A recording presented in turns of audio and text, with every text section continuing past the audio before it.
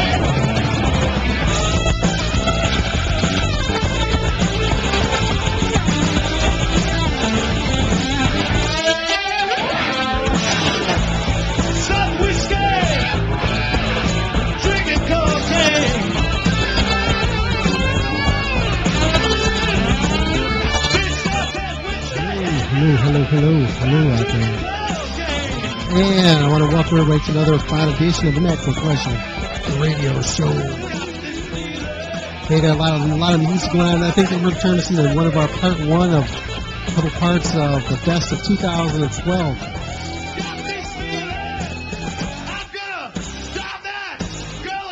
Yeah, you there? Yeah. Michael, you out there? I thought you were going to play that interview. I am. I just started. Just came on air. Let your tongue roll around my bunghole. And we got this interview about to play with Joel Hoekstra here in a second.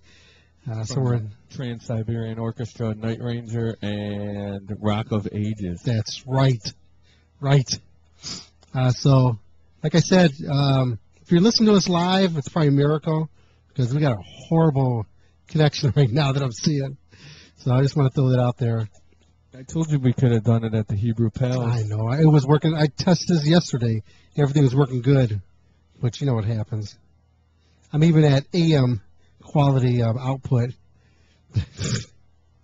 But we'll make this work for us. This is a fancy show. And everybody who downloads the show, you'll get it to sound as good as it always does. Yeah. Yeah. So why don't you roll that interview while you try to I'll figure do this that. out? I'm on that. Here we go. Here's Joel Hoekstra for you. We'll be back after this.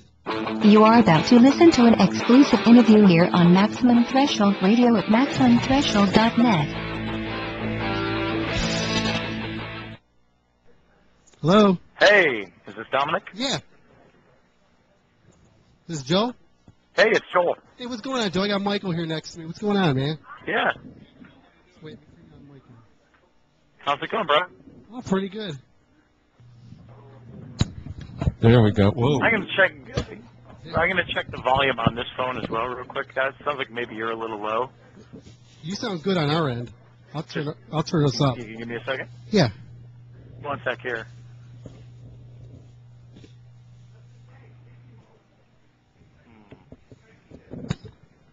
Professional. Okay. I don't know if it helped or not. So what's going on, man? Oh, nothing much, man. Just, I'm with Trans-Siberian Orchestra right now. Big winter tour. Lost Christmas Eve for the first time, the front half of the show. And having a great time with that. Nice. How many shows have you guys already locked down already? Well, I think that is 23. I think the East is doing 54. That's 23 on the East alone. So when you put the East and West together, it's roughly double that. I know what I always wanted to ask. I talked to Angus Clark a lot, and one of the things I wanted to ask you is, who do you think does a better production, the East or the West Coast?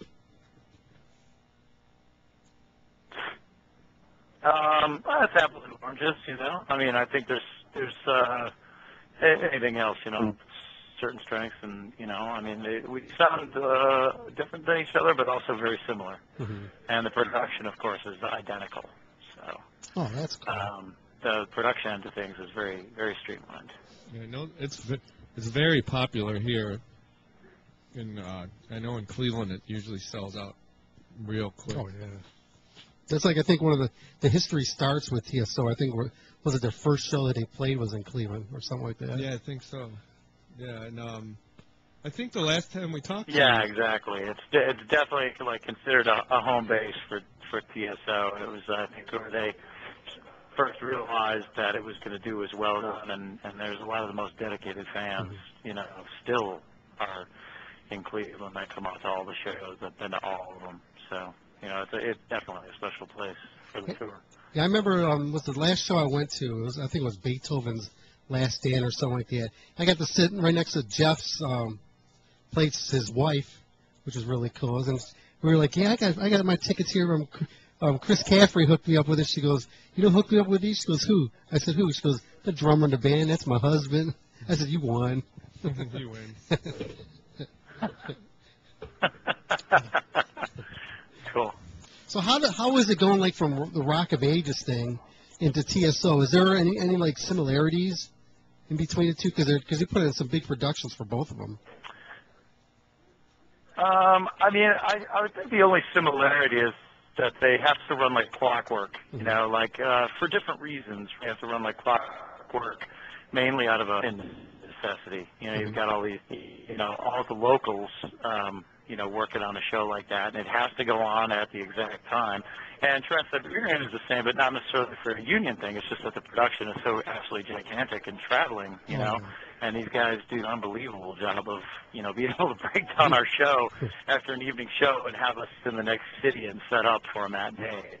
It's unbelievable. So in terms of just, similarities between this and Rock of Ages, I'd say is that, you just have to know your role and do your job and treat it very professionally. But that's about it. Rock of Ages is definitely a camp, funnier production, where last year just more, just what you'd say, just monstrous, I suppose, is the best description, Yeah, I think we talked the last time you called in was you were doing the rock, sets. Yeah, in between sets of Rock of Ages. I think it was before M3. This past year, I think. Yeah. It's been a while. So it's been a bit. I think we were talking about the Night Ranger stuff. Yeah. Yeah, yes. So when you go to do the TSO in the winter and you do Rock of Ages, does Night Ranger go on hiatus, or do they find a guy to replace you? No, usually somebody goes in and fills me for, the couple months while I'm out. And at Rock of Ages, I'm lucky enough to have 6 guys that do that. So gives me a little flexibility and make sure I can always get guys in and out. And so, yeah, everybody's been really good about it. It's definitely an inconvenience for Rock of Ages and for Night Ranger for me to do this. And so it's always, very nice of them that they try and support me and allow me to go, Yeah. So, both of your parents were classically trained musicians, correct? And how do they? Are they? Yeah, absolutely. How do they feel about the TSO? Are they really into that more so than like the Night Ranger or the Rock of Ages, or are they like most parents? No, I think it's all just a big mystery to them, to be honest with you. I mean, any of the rock stuff that I do, is just kind of a mystery to them because they're both so just totally 100% classical that, but they're I think they're just excited that, to have a kid who's in music and, and they're just mainly there to support me and see what I'm doing. But I can't say they necessarily have a preference, I think it's definitely fun for them to see me on the huge, production that we have here, the lights and whatnot. It's always, a thrill, I think, for people to get to see that just from a visual perspective. And do you ever bust Brad's balls for not joining Ozzy when he had the chance?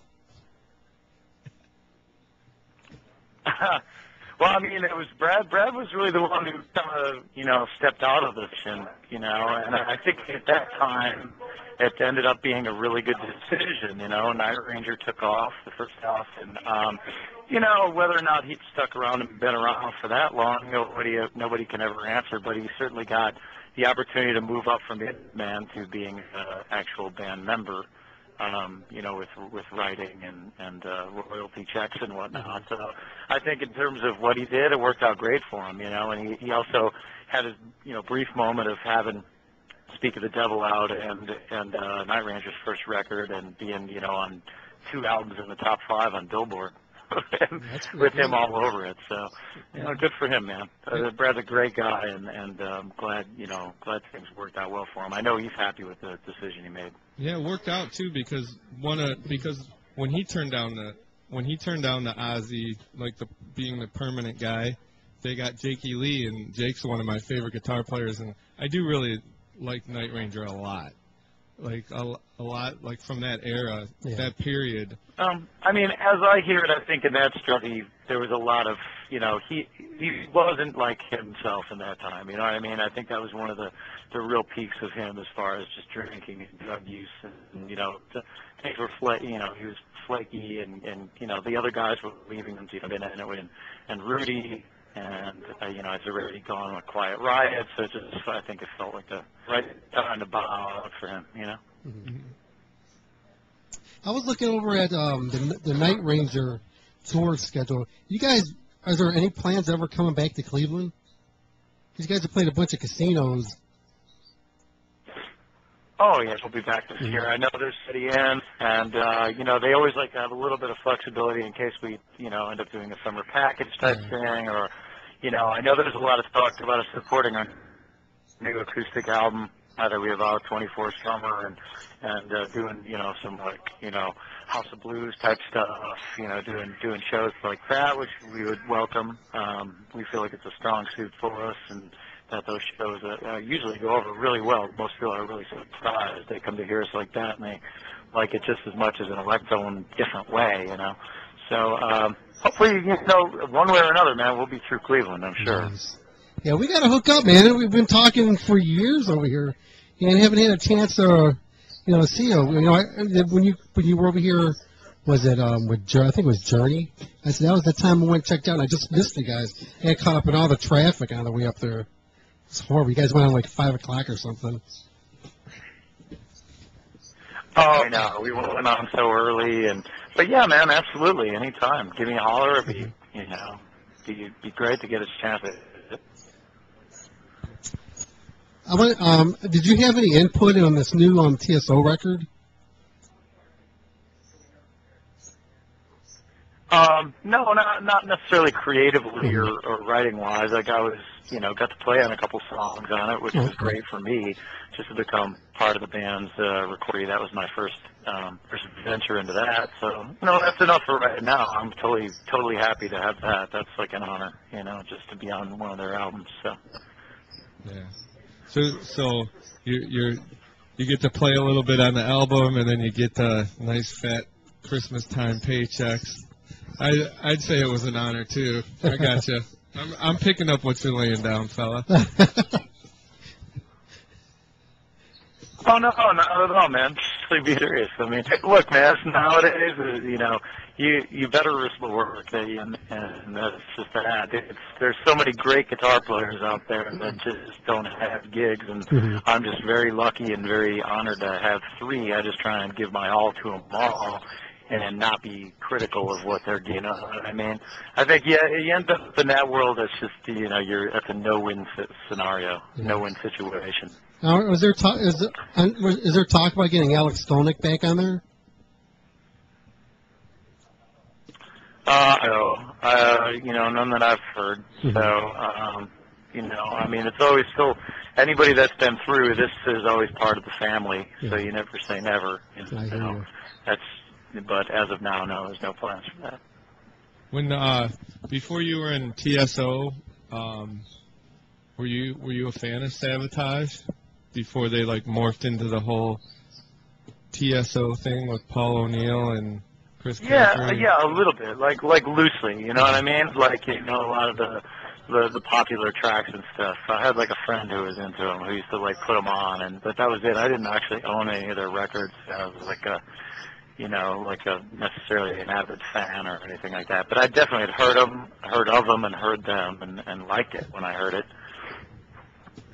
Cool. It's weird. I had a girlfriend in high school who was a hardcore Sabotage fan. And that's decidedly not a chick band, you know what I mean? And she was total, that was obviously before the interweb and everything, so she was part of the mail-in fan club and all that stuff, and she actually is the one who turned me onto it when I was in 10th, 11th grade or something like that. Turned me onto the Sabotage.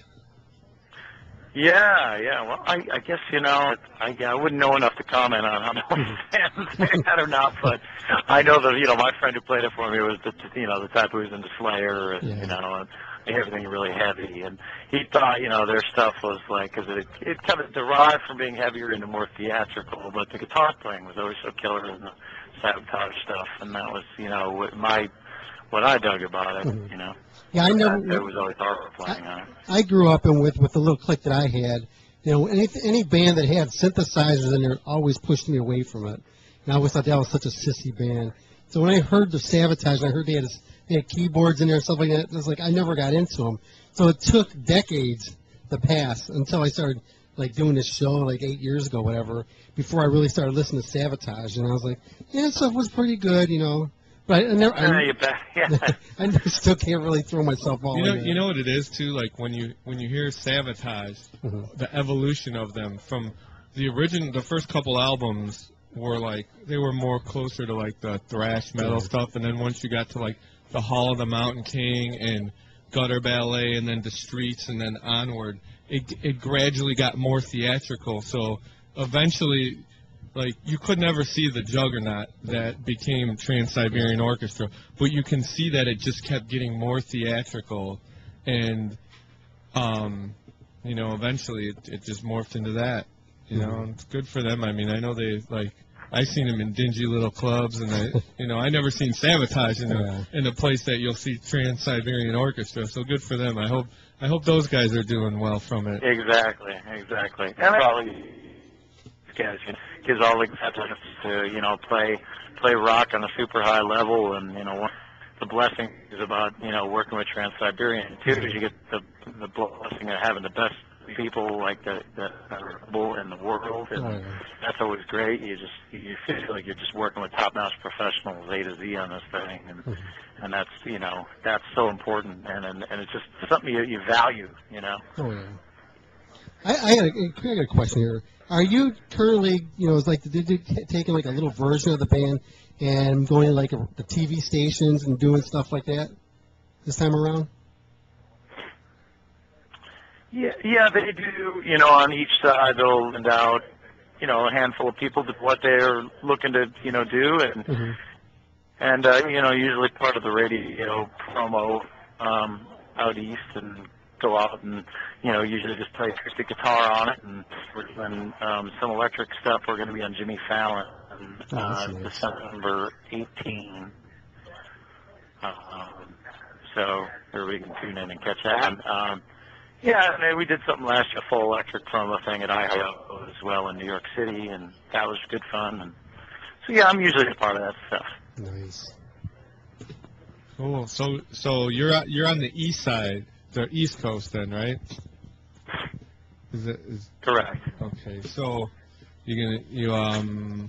what is the, other than Cleveland, what cities are like the cities that you look most forward to playing to, because you know the fans have been there from the beginning and are very loyal. I personally hate Christmas, so Well, Cleveland's sort of unparalleled in that regard. I mean, I look for their hometown gigs. I certainly look forward to playing, you know, the New York City area gigs where we usually play Long Island and New Jersey. And those are always great, you know, just having my friends out, and definitely Chicago for me is a big one, because I grew up there and I have a lot of family and friends there, and so, you know, stuff like that, and just any big markets, you know. But they're actually, you know, they got such great fans. The TSO fans are so loyal, and I would definitely say though that Cleveland in that regard is pretty much unparalleled, man. There's just an abundance of like diehard, and it is special. And that's like well known on this tour.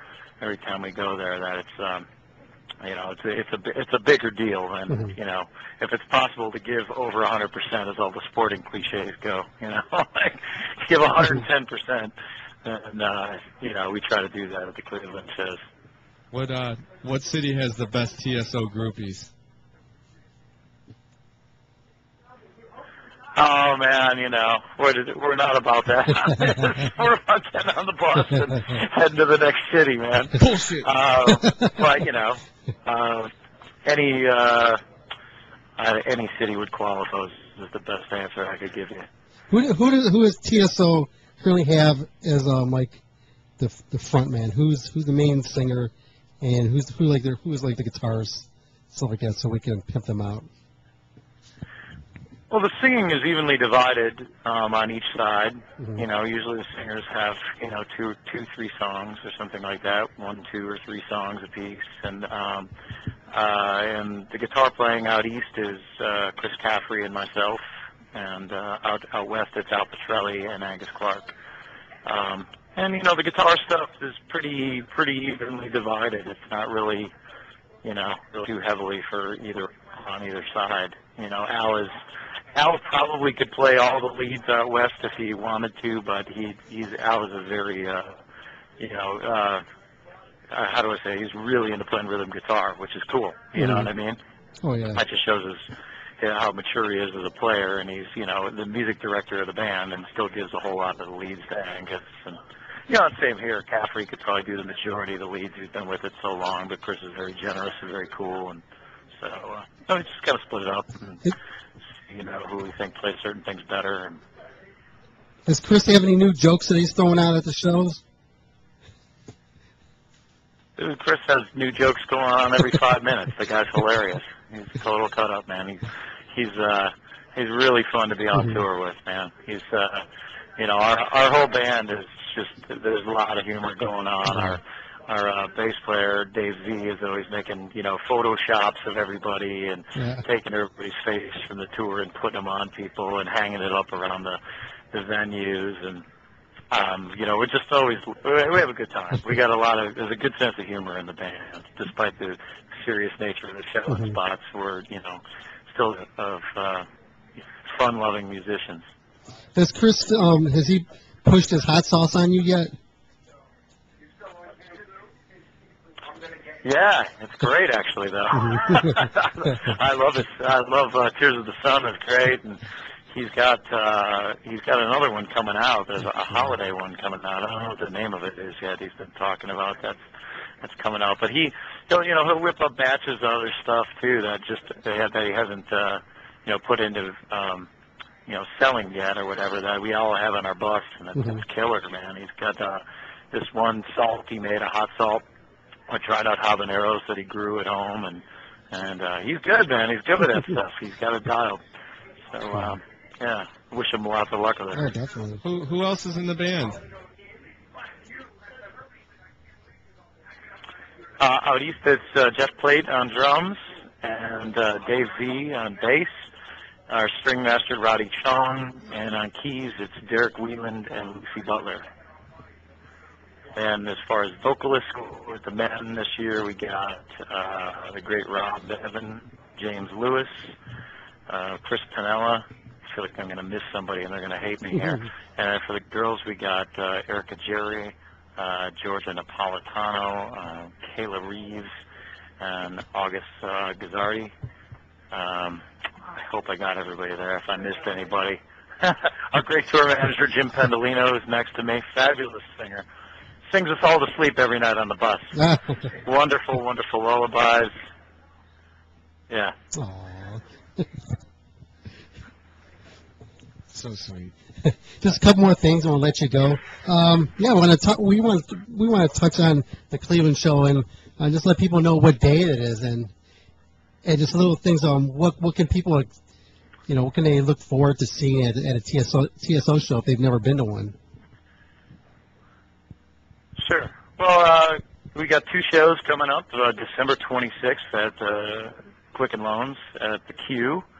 I'm not sure of the exact time, probably a 3 and an 8 o'clock, I'm guessing, on that day, probably a 3 p.m. and an 8 p.m. And, the front half of a typical Trans-Siberian show is a rock opera, and up till now it's always been Christmas Eve and Other Stories that's been performed in the front half for the first, I think, 12 years of this production.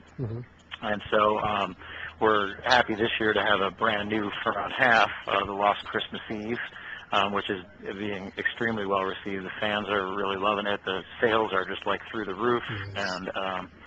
And going along with that, we have a new EP out that everybody can check out called Dreams of Fireflies on a Christmas night. And that debuted in the top 10 on Billboard. And so things are definitely up. So, I mean, everybody should check out the new EP and come out to the shows in Cleveland. And, they can just pretty much strap themselves in for like a wild ride of something that's totally different and unlike anything else. It's unbelievable production, and it really is kind of like, it's unique in that it appeals to people of all ages, I think, we get all the way from kids to senior citizens at the show, and I think there's something in it for all of them. So it's like from 8 to 80, just like Monopoly.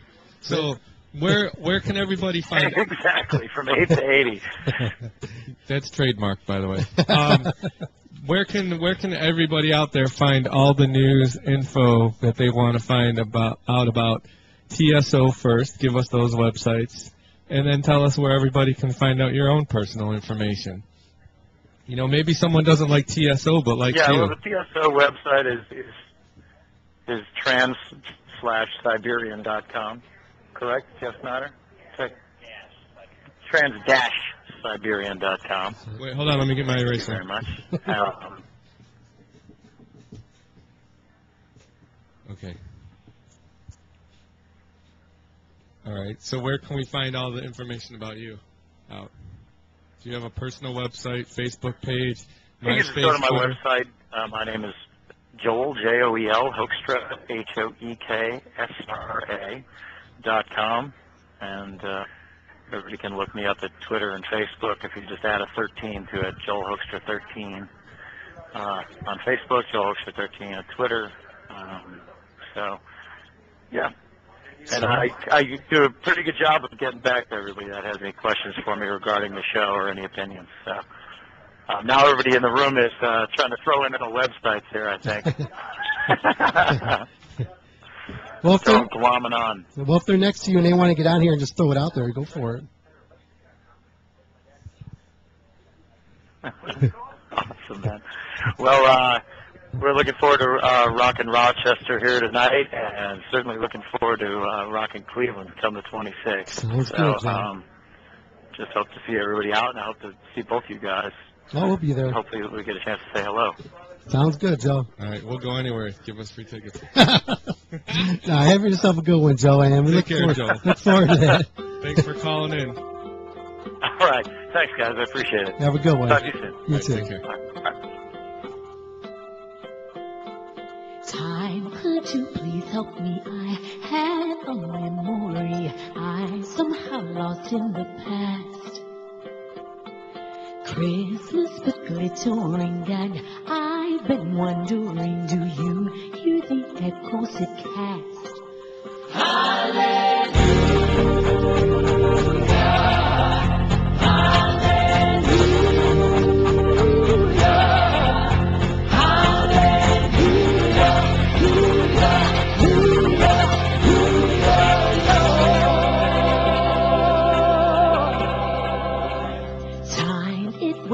divide what the heart keeps inside, words that don't try to deceive. And on this Christmas night, better by candlelight to trust like a young child believes. Hallelujah, hallelujah.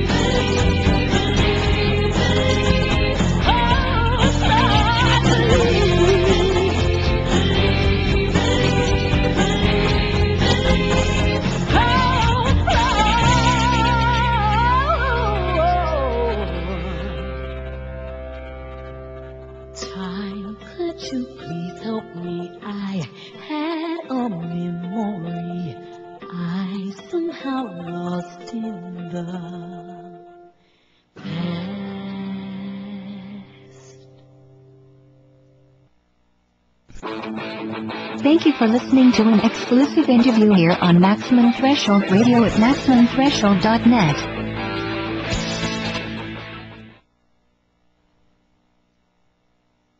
Don't forget to go to MaximumThreshold.net and click on the link to order your copy of Maximum Threshold magazine, available now.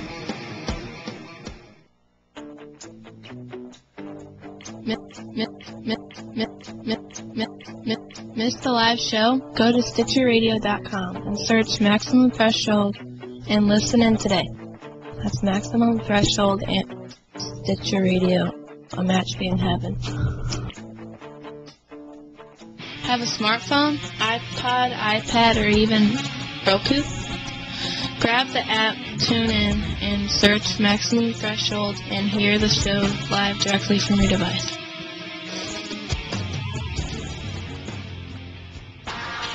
You can follow us on Twitter at twitter.com/MaxThreshold. Or if Facebook is your thing, go to facebook.com/MaximumThreshold. Donate to the Maximum Threshold radio show and network today. Just click the PayPal button and know that everything you donate will go directly to the production of the programming and network. Thank you. TB5. Once again, it is TB5. They have a brand new video out called Poker. What's up? This is Satchel from one of the greatest heavy metal bands of all time, Steel Panther. And you're listening to Maximum Threshold with Dom. Yeah. Only Dom? No, well, that was, you weren't here then. Oh. That's Satchel. That's Satchel. I like Satchel. I like that band. That's a great band. Steel Panther. Well, you know what? I like any song that's the band that sings about vagina. Yeah. The other white meat. It is. So how are you today, Dominic? Oh, pretty good. Got a little gas. You always have a little gas. Tonight, we're going to be a special show for everybody. Yeah, who was on the show this week? We already played the interview. We've had one guest. Joel Hoekstra. Joel Hoekstra. I met him at the NAMM show, 2012. Actually, last January I met him. We spent time in an escalator together. Aww. And if you know anything about NAMM show, it's so packed that's actually a long wait. And then we were hanging out with each other. We ran into each other at the Eddie Van Halen booth. Yeah. For Eddie Van Halen instruments. And we had a good talk. We were talking about us. We were talking Maximum Threshold. We talked about when he was in the movie Rockstar, not Rockstar, but Rock of Ages, Rock of Ages, and things like that. So, yes, I think a long story short, Joel was a really nice guy, and I took a picture of him with the magazine, and we talked for a little bit, and Lord of Hole, we interviewed him a few months later. Yeah. And then again this week. Yepper. So, anything interesting this week for you? No, the internet's down. That's about it. How's the, are we even broadcasting right now? Yeah, we're broadcasting. We're popping in and out, but people can hear us. They can hear us. If not, we'll get more people who will be downloading the show. So, tell me a little bit about life, man. You did all your Christmas shopping? Most of it's done. Almost good 80%. I went Christmas shopping today. I bought no presents for nobody. Well, that's good Christmas. I saved money. Yeah, you did. I saved a lot of money. You go, is it Kwanzaa for you? There's a Kwanzaa for me. I went over to a buddy of mine's house last night, and he showed me a lot of money, and it was a lot of money, like more than I've ever seen in my lifetime. It's cash. Yeah, so what'd you have to do for it? I didn't do anything. I didn't get any of it either. But he looked at my shoes and says, "Your shoes suck. Here's some money. Buy some new shoes." Damn. Listen to this. Daddy, I'm lost. Can you help me? You make yourself laugh on that one. Hey. Daddy, I'm lost. Can you help me? Here, Michael. Yeah. Put your headphones on. Listen to this. This one I found. You ready? Yeah. Daddy, I'm lost. Can you help me? What's that from? I just dropped my pen. Can you get underneath here? That's from, was that when we were looking at a picture of, or were we talking to Logan? Daddy, I'm lost. Can you help me? I don't remember. No, I don't think that was from Logan. We were talking to somebody. Well, it was that. Oh, I know what it was. Was that Marlene McCohen. Oh, yeah. Did you hear the interview? Not at all. Oh, you're missing a good one. I cannot find this on the Roku, by the way. Oh, well, I still got. It's on. You got to do the MTTV. Do the vanity search. No, when you go to add a station. Private station, private channel. Oh, so I got to go online and do it. Yeah. I can't do it from my Roku. No. Yeah, I went looking for that. So. Yeah, you can't do it. You gotta add the private channel. Public channels you can find them in that channel, the channel guide, but not private stations. Yeah, like all the adult ones I have. Yeah, I have like 82 adult stations. Daddy, I'm lost. Can you help me? That's pretty good. You gotta listen to that. Anyways, I had a birthday party a little while ago, and before that, I had a Christmas party I had to do. Cool. Was it successful? What? Which one? Both of them. Well, yeah, I got paid good money for the Christmas party, and I ate good food at my buddy's birthday party. And anything stand out?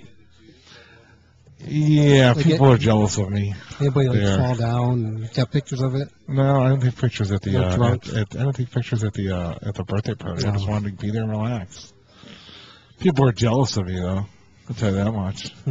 They have no reason to be jealous of me, what they are. Yeah. I was like, listen, my life sucks. They have no reason to be jealous of me. I've been listening to some good music all week, though. I like that Las Vegas.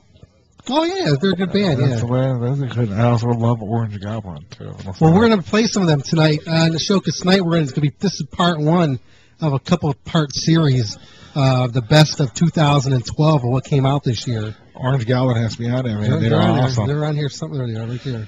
So, yes. Oh, magazine is doing really well. Is it? And if you get a chance, go to the webpage, go all the way to the right of the webpage, click on that link, it'll get you right there, order your copy of the magazine.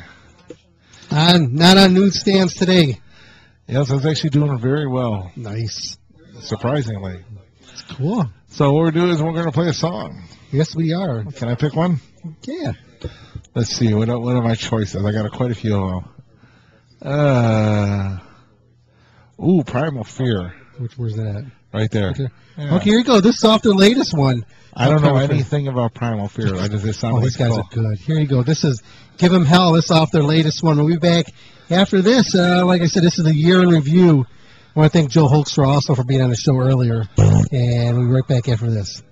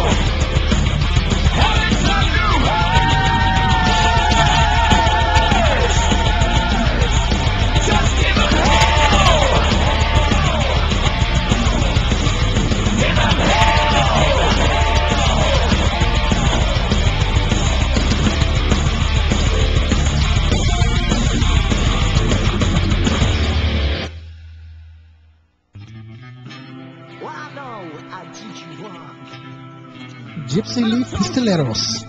This is new stuff right here. I've always been a mad, bad boy. As the light in this paddock cell, listen to the screams of asylum hell. I remember the words the old priest yelled. Whoa, oh, oh, oh, that's good, that's bad, and that's beautiful. Whoa, oh, oh, oh, you're just mad.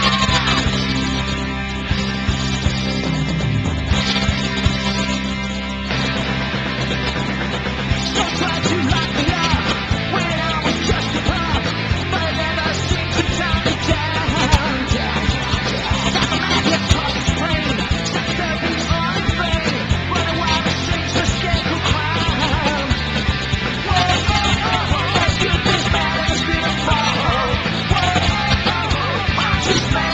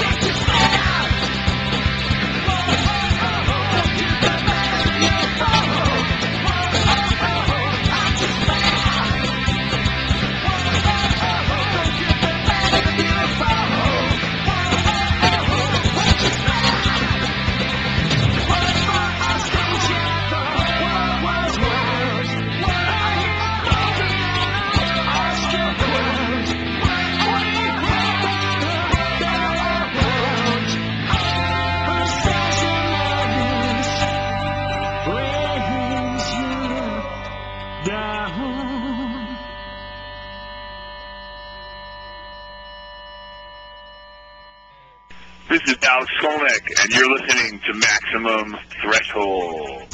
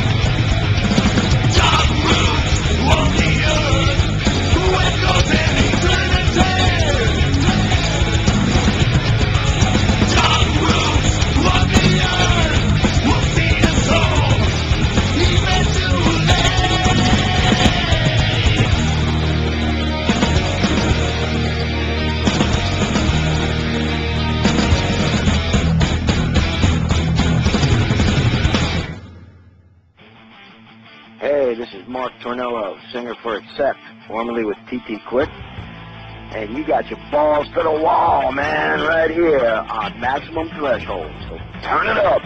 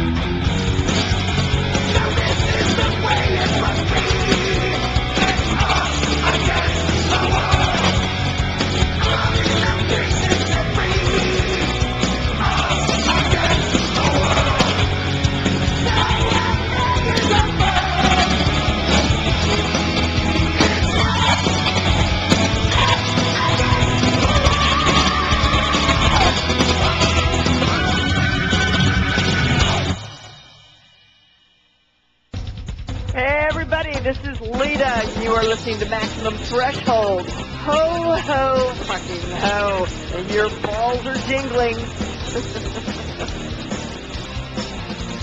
Hi, sweet tip. And we're back. Okay, Michael said he's got an idea.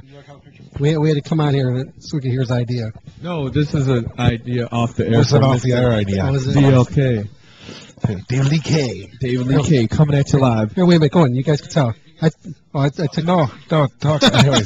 Anyways, Michael posted on my Facebook hilarious comment.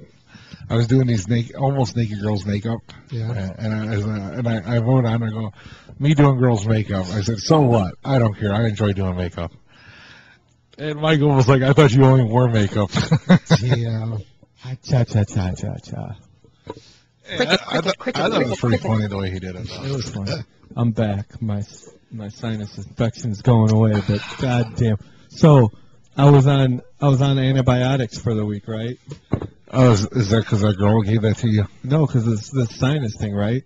So, that's so like my stomach's hurting.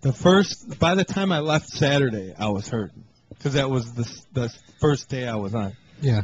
The first possible side effect of the medicine is drip. Mild diarrhea. I love With that. you? There was Oh my no God. such thing as mild diarrhea. With you? No, there's no mild with you. I could Medium. I could have shit through a screen door and not hit anything. I swear to God. It was like the consistency of Yoo-hoo. Damn. Yoo-hoo. I actually had to take Imodium just so I could go to work on Monday. I have a xenomorph in my stomach. What's that? Did you ever see the movie Aliens? Yeah. And remember the chest burster? Yeah. I have He came out and was dancing. Hello, my baby. Hello, my honey. Hello, my ragtime girl. Yeah, we saw that. No, I have what happens? I had an emergency. Spaceballs. I had an emergency. Spaceballs. The flamethrower. The kids will love it.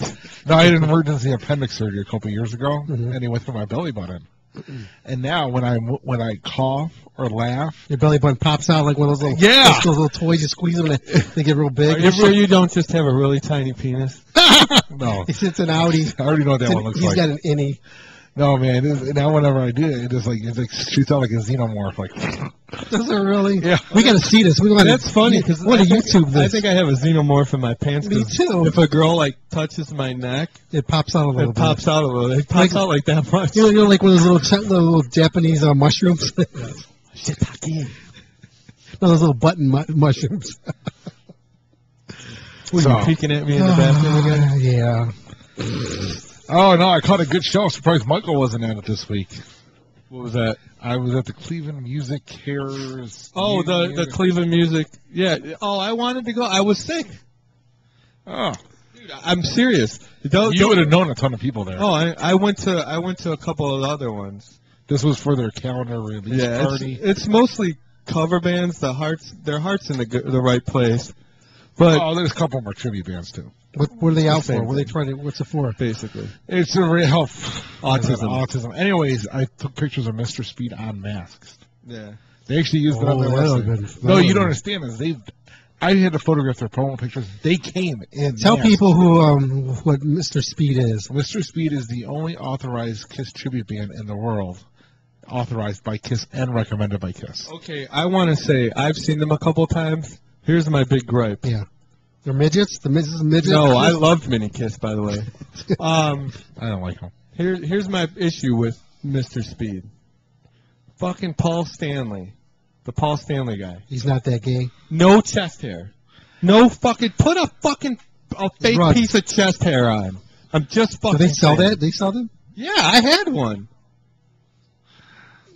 Yeah, I had one.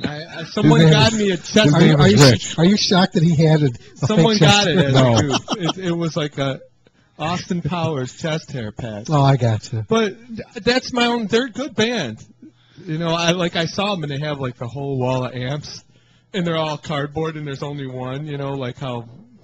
But they're good. They used to. Years ago they used to have this little short bass player that was real fat, looked like a bowling ball in a Gene Simmons suit, and we'd go in front of the stage and do this like Gene Simmons and go, "Ooh yeah." The funniest part was their Gene now, since they did it without makeup, okay? They still did the moves like Kiss does. So the Gene is doing his Gene moves and sticking his tongue out and everything else. And without the makeup on, it sort of loses its effects and just gets a little creepy weird. You know, you're watching it going, that looks a little creepy weird. But I can tell you, though, that they did a great job, though. They really did. But I never got to see them without makeup, because even when I did their promo pictures like 5 years ago, they came in their makeup, so I didn't know what they looked like. Are they all Filipino? No. Yeah, I want to manage a Hispanic Ramones tribute band called Ramon. The What do you mean? Rodrigo. Love Ramones. No, not the Ramones. Ramon. Ramon. Ramon. I like how it flies off my fingers, like Ramon. Hey, we're getting Gerardo on the show here in a couple weeks. Like Rico Suave? Yeah, in the New Year. We're letting him bust some lines out because he went Christian on everybody. Are we gonna? Why don't we get the last guy from Milli Vanilli on the show too? Do you know that? Gerardo? I could be wrong, I'm not going to fact check here, but I believe he was like some kind of executive for like a Latin American themed, like, you know, a Spanish speaking record label, and I believe he signed Ricky Martin. So I think you're right. He might have did more than that with Mickey Martin. Because Gerardo did a lot after he got out. He said because he was too old and he couldn't keep up that physique and that look, and he said it was old. He just couldn't do it anymore. He said wherever he went, everybody wanted him to do the Rico Suave. He said he was tired of it. Did you ever hear Weird Al Yankovic's cover of that? I don't think I did. Taco Grande. I can text my friend Robbie right now. If I just text Taco, he'll come back with Grande. That just shows that you guys are weird. That just shows we're Weird Al fans. That's true that. What's so wrong with it? I don't see nothing wrong with a little bump and grind. Me neither.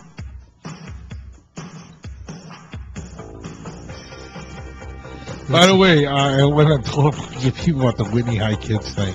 I had to. After you guys exposed me to it, I had to tell people about it. You get hooked on it. Once you start watching something, it's like, I got to watch another one. I saw a couple other ones that were like, you got like a whole thing, like for years. They like had other. I want to hear How's Your News. I don't have that one saved on here.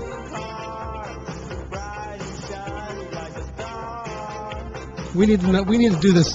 What are they doing now? Kind of thing. I can tell you what they're doing. Didn't you see that movie The Ringer with Johnny Knoxville? No, I didn't know. Did you see? Remember the Katherine Heigl? Oh God, I don't like her. She's a cunt. She's not even a good person. And she was totally hot when she was Steven Seagal's niece in Under Siege 2, Dark Territory. She was like 16. Oh, she was hot. But she. Did you say she was 16 and she was hot? I said she looked like she was 16.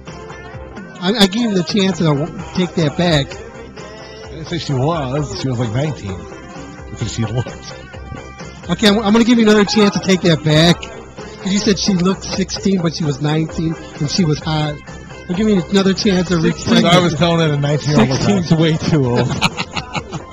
I gave you 3 chances.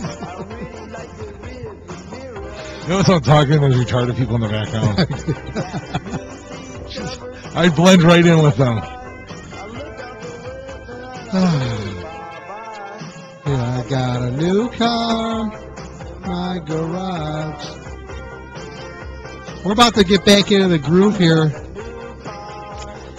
and play some Orange Goblin. Yeah, we're gonna get back into 2012 year in review. I want to thank everybody tuning in, especially if you're listening to us live. You got us on the Super AM sound quality tonight, because we're kicking it back. Wow, it really got kicked. Oh, that's because the song was over. I thought we lost something. No, okay. That's this thing. I touched your USB. Oh, man, don't be messing with my... You just shut the computer down, man. How can you shut the computer off by touching a USB? Got it. You just threw all my songs off because I got them on in the garage. Oh. Why would you do that? No, why would you mess with that when it's plugged in? Because it's play with little things. Don't put shiny little things for me to play with around me. And keep windows away from you. I'll lick the glass and play with the paint chips. Okay, we're going to get back in. Let's see if this works now. It should work just fine. It's a USB thing. Why don't you drop the stuff on your computer like a normal person? Because I didn't think I'd have to mess with that. You put a shiny little thing in front of me. You're going to put a cheeseburger in front of me and don't tell me don't eat it? Here's a cheeseburger. But we all can tell that. Shut up. Shut up while I look at you and I throw up.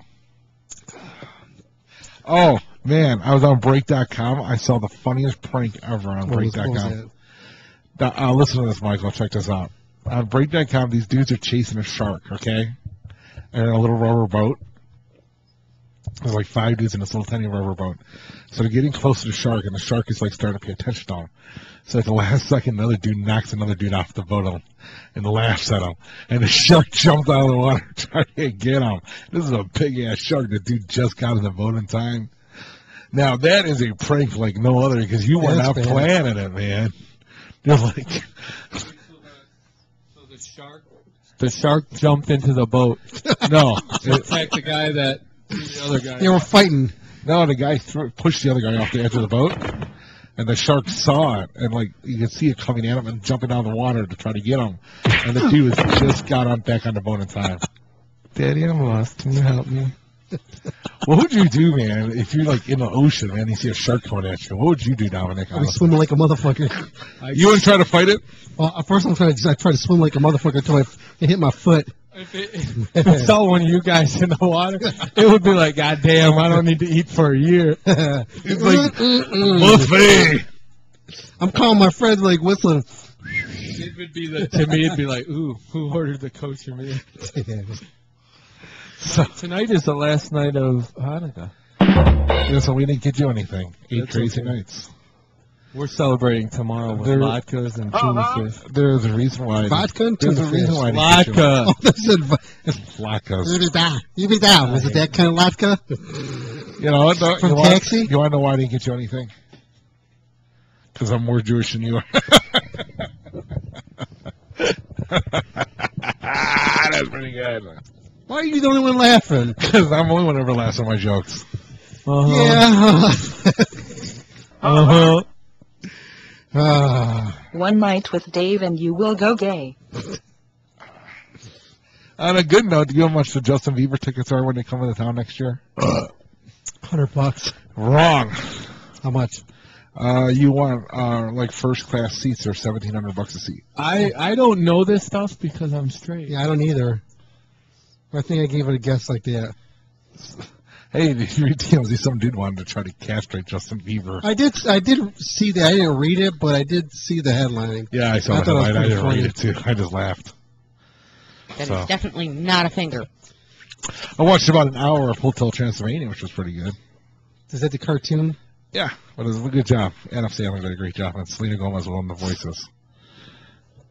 That's why you watched it, huh? Just for the voice? That's exactly why. Do you jerk off to the voice? No, Do you but like- it is I'm Adam Sandler. I was about to say, well, yeah, Adam Sandler, of course. You keep going, then you stop. And The then Price is Right, bitch. I asked that one chick if she was in like all these B movies. If any of the movies say run in slow motion so your boobs bounce. Or something like that. I phrased it a lot. Did you get to see Alice in Murderland yet?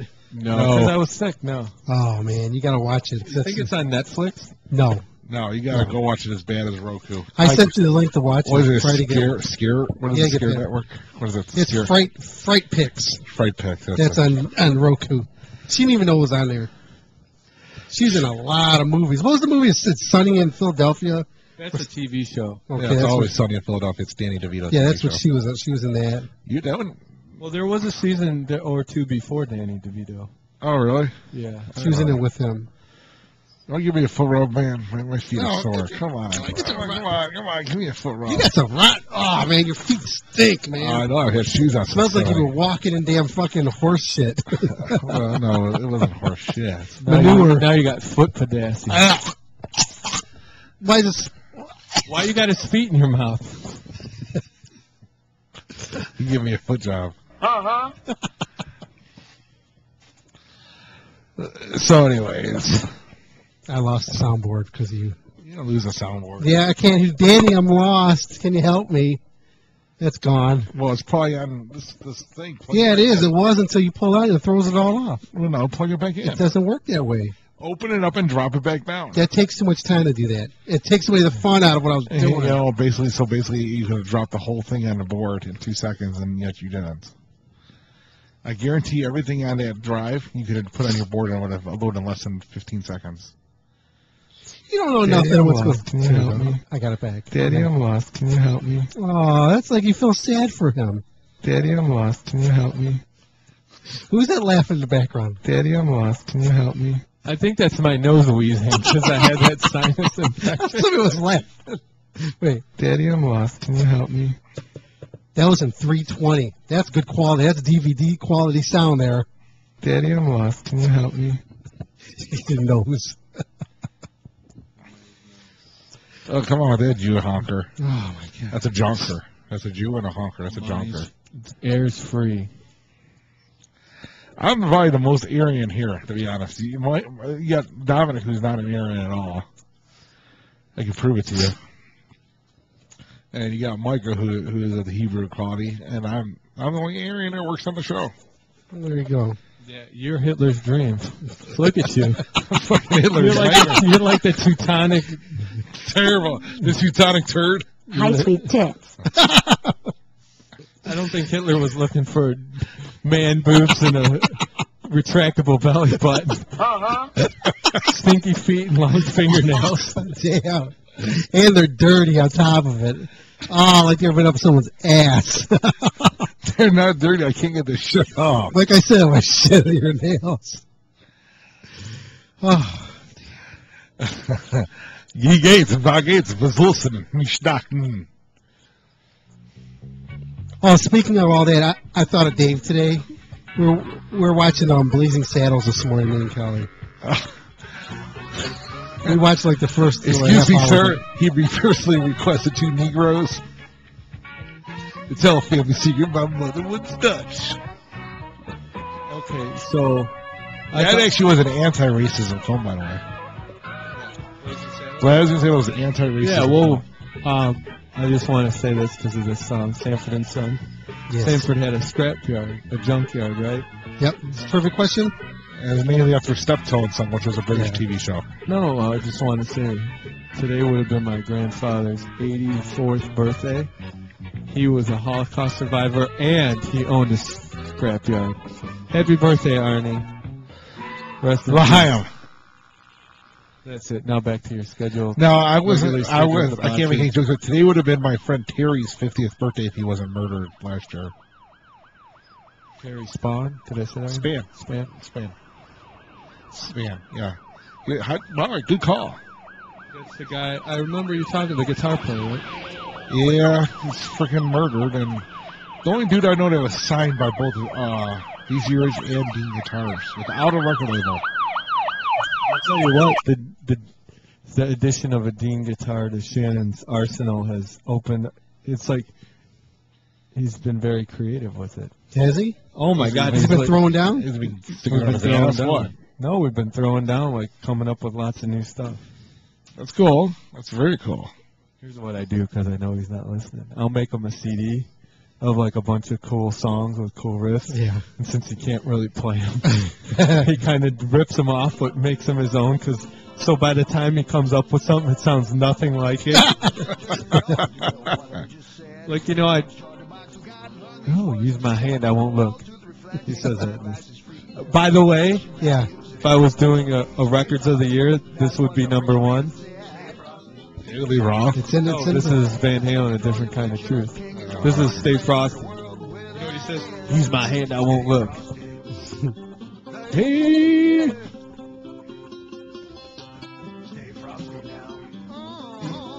This is like a 2012 version of Ice Cream Man. Dominic's in competition with me right now. He's trying to win. Oh, you're definitely winning the gay Olympics. Hands down. Butt up. No, face down. In our examiner rankings, he keeps trying to beat me every time, and he doesn't understand why I always. I know, because you put those chicks on it and you tag it like porn and shit like that. I know what you're doing. I started doing some of that. Yeah, but I really don't think anybody should use any photograph on Examiner unless they actually took it and own the copyrights.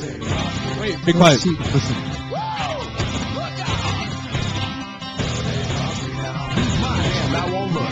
Yeah. Right there. Use my hand, I won't look. Yeah, but I don't understand that. Explain that to me. I know, I don't get that. It's just David Lee Roth.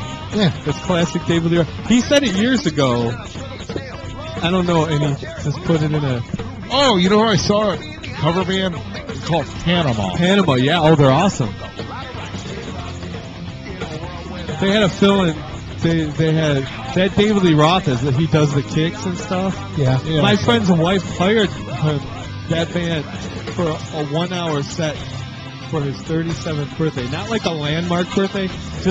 There were like 40 of us in a little coffee shop that somebody owned, and Panama was playing. It was like a surprise party for him.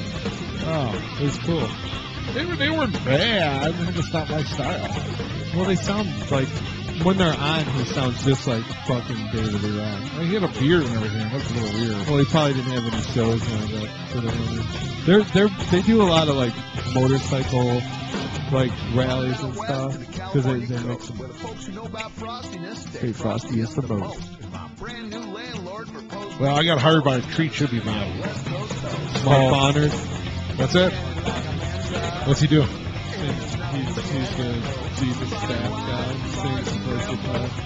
Well, the singer's name is the guitarist player name is Scott, but the singer's name is the name of the guitar player in the real key. Their names are like reversed. Yeah, Mark, the singer for that Creed tribute band. Yes, Mark. He looks like Scott. He sang and played guitar in the band where our bass player played bass and our singer played the drums. They were in a band together. So, but that's what the world needs, a Creed tribute band. Actually, there's two of them because he quit one and he quit the one he was in because it was too far of a drive and started his own. He sounds that's like his natural voice. He talks like that dude too. Well, anyways, they did 2 songs with this event too, and they did real well. You don't remember me telling you over the summer when I went to the first one that you should have went to network a little bit? You don't remember me telling you that? Because it's all musicians. Well, no, see, I was offered a photo gig from Bellinger because he wanted me to do his pictures instead of the person he got, and I told him I'm not fucking working for free. They can suck my cock. I mean, it was for a good cause. I don't believe in autism. Yeah. I don't. Okay, you know what? Dude, you're practically fucking autistic. What are you talking about? Retard, autism. Okay, if autism is as prevalent as it is now, where they're diagnosed. What was that word? Prevalent. You said prevalent. I was delayed. I was autistic. No, if it is as common as it is now, then where were they 20 years ago, 40 years ago, 60 years ago? They were just called. 20 years ago, it was just you were stupid. Or just retarded. So now every kid, I swear it's like every other kid is Well, I autistic. agree that they probably That's what I'm saying is I don't believe it. But you said you don't believe in it, which means you don't believe it's real. There's a few real cases out there, but not what they're saying. You know, I mean, they're saying right now, they're saying every kid gets it. No. And it's all from the inoculations. You know, and I'm sorry, I didn't get inoculated as a kid, but I'm sure Dominic did. Did you get inoculations as a kid? Yeah. Yeah, I didn't get them, and I'm just as stupid as everybody else. I don't know about that. You might be dumber. It might not be to your 180, but you would eventually get it. Dude, if I live to 180, shoot you. Imagine all the chicks you've been with. Yeah, let's double what I've already been with. 7. So 0 times 0 is 0. Okay. No, but the whole idea is I don't believe in them blanketly determined. Like, I don't believe in them just automatically giving everybody antibiotics so we create a superbug. Well, that's not what they're saying it is. They're saying that all these things, all these different types of autism and everything else out there, and everybody gets the ADHD and all those other drugs. Well, you know, when we were kids, it was just that we were stupid. No, it was that we weren't disciplined enough. You would beat the shit out of the kid long enough, they'll listen to you. Yeah, but that's not true either. I mean, it worked to me. Yeah, they beat the crap out of me. You became a straight A student, and you're a CEO. I never skipped a day of school. I never skipped one single day of high school or junior high school. I used to have perfect attendance too, and then I got strep throat one year, and then by the end of my junior year, I realized I can just cut and miss half of this. No. That's right, and smoke some weed. Anytime that I did not go to school, I had a legitimate excuse why I was not at school. I was suspended. So then you didn't have perfect attendance. I didn't say I had perfect attendance. I said I didn't skip a single day. Skipping a day means you do not have an authorized excuse. Being suspended for 20 days is an authorized excuse. What'd you do? Take pictures of the girls in the bathroom when you were like 15? Section M fighting. I got into 84 fights my first sophomore year. Won. I won everyone. Everyone was a nerd. Yeah.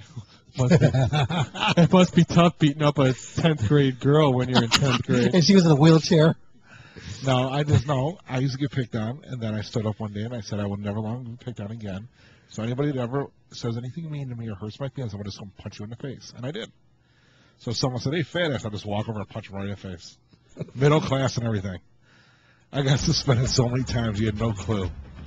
My mom got a call. She goes, yeah, I don't care. I'm not leaving work to pick him up. Have him walk home. And damn it, I live like 4 miles from the school. It was a You walk. should have been nice, and then they shouldn't have been able to call you fat ass anymore. Maybe you should have jogged home when you got suspended.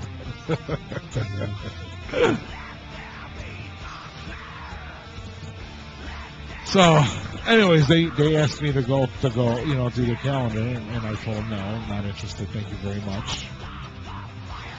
I would have been more supportive if they even had maybe got a bunch of a group of the original musicians and did 1 month with 5 different bands in a group photo or something. Well, the way they did it is they picked an individual number of different bands. Yeah. They put them online, and apparently people voted on who they wanted in the calendar. Yeah, they voted from the people that are in the group. So it's like you're basically you were being voted on from all the other musicians. Like it was if they would have embraced the original band community. I'm not saying our band should have been in that calendar, but if they would have, I think there was one original band in there because the girl who did the pictures, it was her boyfriend's band, and he's also in a cover band. So if they would have had an original band in there, we would have got completely behind it. Not if it was us, but if in general. Well, I do agree that it should have been a half and half thing. Half and half. Say, okay, well, these are the bands. There's really good original bands in Cleveland. They could have had a school picture, 10 original bands sitting in bleachers or something together, you know? Well, like I said, I think they should have done it different. But I understand their cause, and I believe some people believe in autism. So I understand that. It's just that I have issues with it. And it had nothing to do with the company itself, which is, I personally have issues with that. Well, what happened? You had a kid, your kid was diagnosed with autism. My kid wouldn't. I'd keep beating him until he didn't have it. What if your kid was a little DTD like you? I keep beating him until he wasn't having it anymore. Which is that? It's discipline. Yeah, because a little 2-year-old knows. No 2-year-old gets. What did you listen to? Something you listened to. Somebody told you this. My dad beat me until I wasn't. You didn't talk. You didn't speak. You're so well adjusted too. You didn't talk. You didn't talk out of line. You spoke in Queen's English.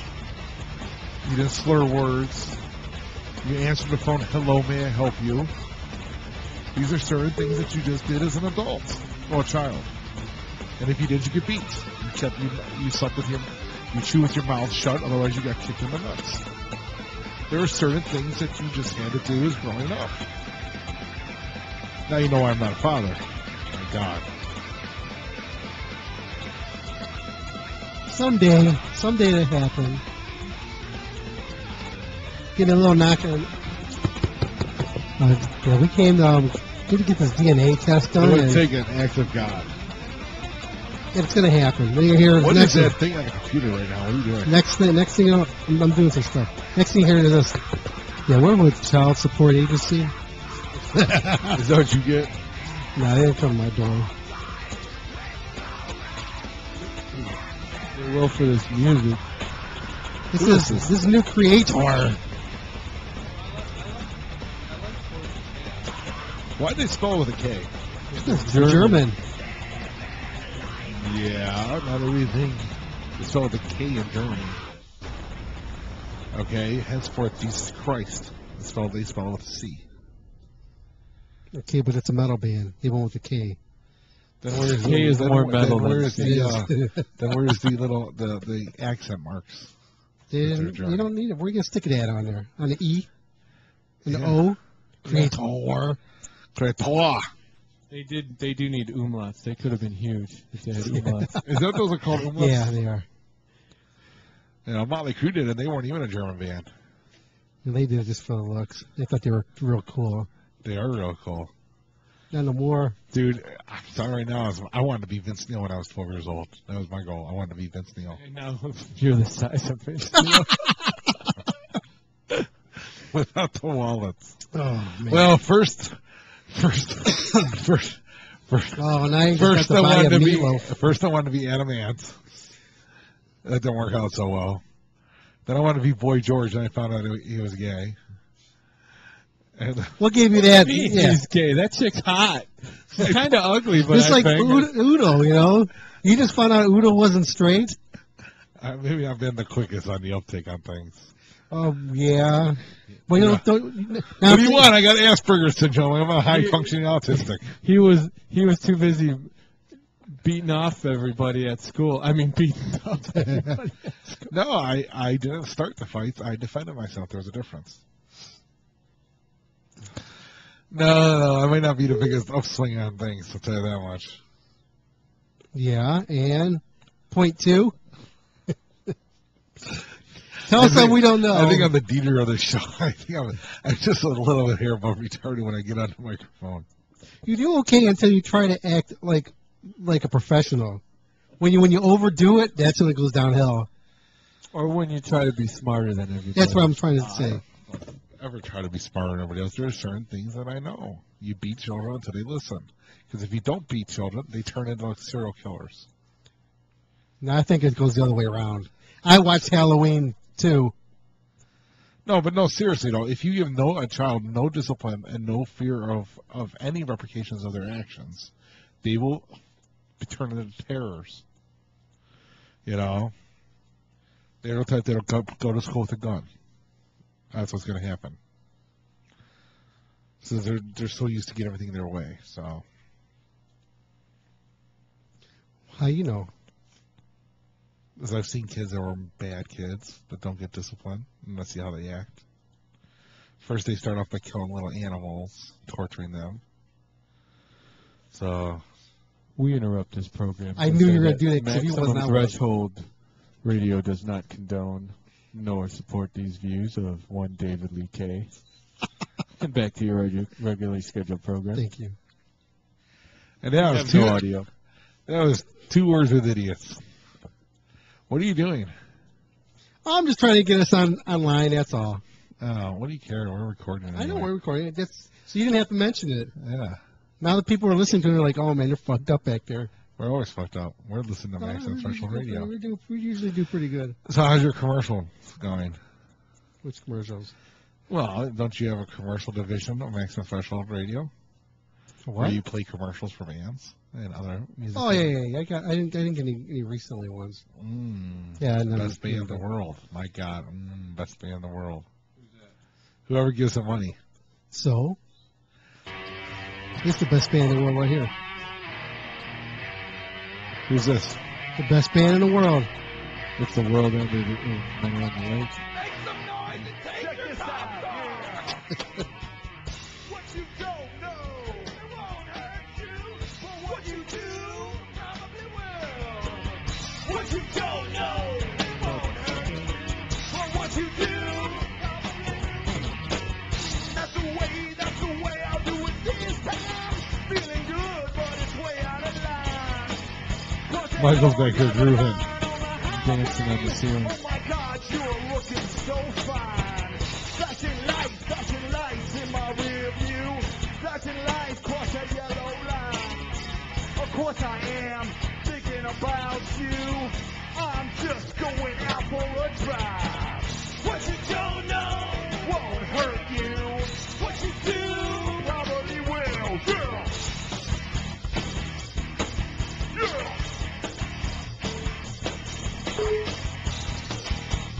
You get a freeze the program if you mess with it. Step on down, I can't see through you. Step on down, wait for the sound. The smell of lust running on through you. Now I'm shaking, what's all that fuss? What you don't know, it won't hurt you. What you do, probably will. What you don't know, it won't hurt you. What you do, probably will. Don't know.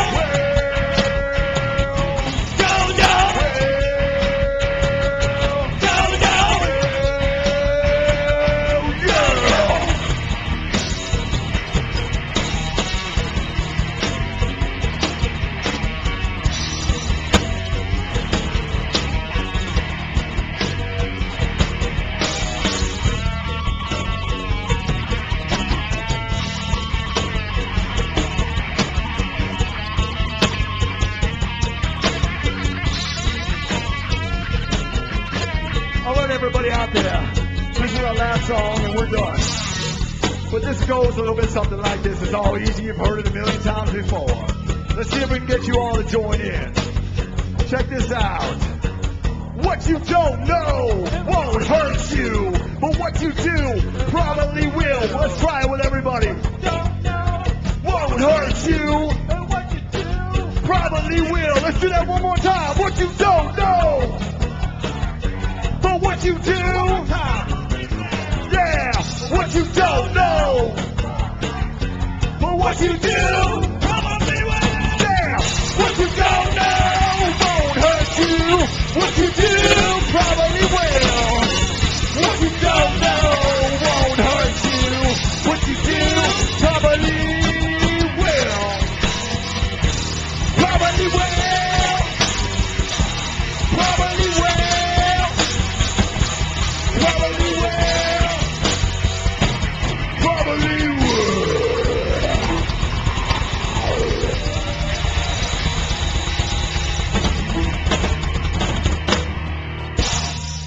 Thank you and good Don't forget to go to MaximumThreshold.net and click on the link to order your copy of Maximum Threshold magazine, available now.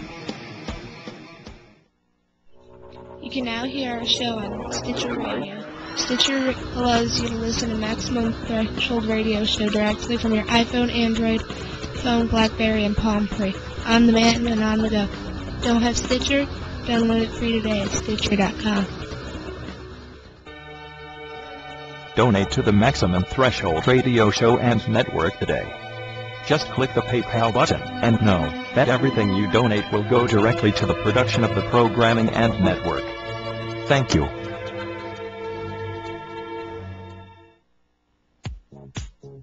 Hi, this is Dave's Hello Kitty blanket, and when we're not snuggling up Brokeback style, we're listening to, we're locked in doggy style, so Maximum Threshold Radio Show.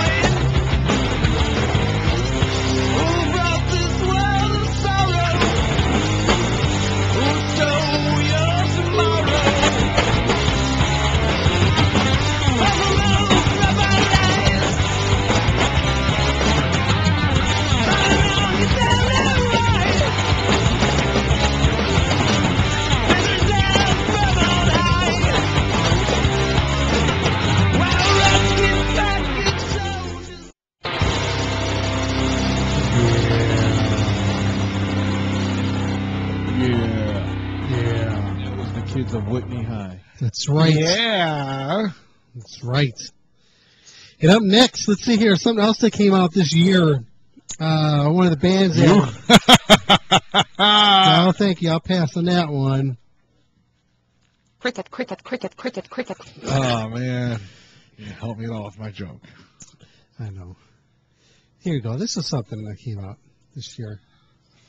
And this is, Dave has a crush on the drummer in this band, okay? Oh, I know what it is. What is it? Black Veil Brides. That's the other one. Not this one. No. This is Hailstorm. I'm a singer, you idiot. Oh, okay, that's right. I said Black Veil Brides because they got that chick drummer. Oh, wait, no, she quit. She's in Falling in Reverse now. No, she's in Modern Day Escape. That's right. Here we go. Here's Hailstorm. Lizzie Hale. Yes, we back at. You know what? You wait. Lizzie Hale, I did not know this. What? She's the one she's the female vocalist on Adrenaline Mob's cover of that Duran Duran song. Oh, is she? I didn't know that. Oh, what Duran Duran song did he cover? Come Undone. That's a cool tune. That's a good version. I like Duran Duran, and I like different versions of their stuff. They were good songwriters. That Adrenaline Mob didn't come out this year, did it? Yeah, it did. It did? This one did. Omerco did. Yeah, that's in my top 10 list. Let's see. What was it? Come Undone? Anyways, I like Lizzie Hale. If you need a stalker, I am available, Lizzie, anytime you want. And he's very good at stalking, trust me. Well, here it is, Adrenaline Mob with Come Undone. We'll be back after this.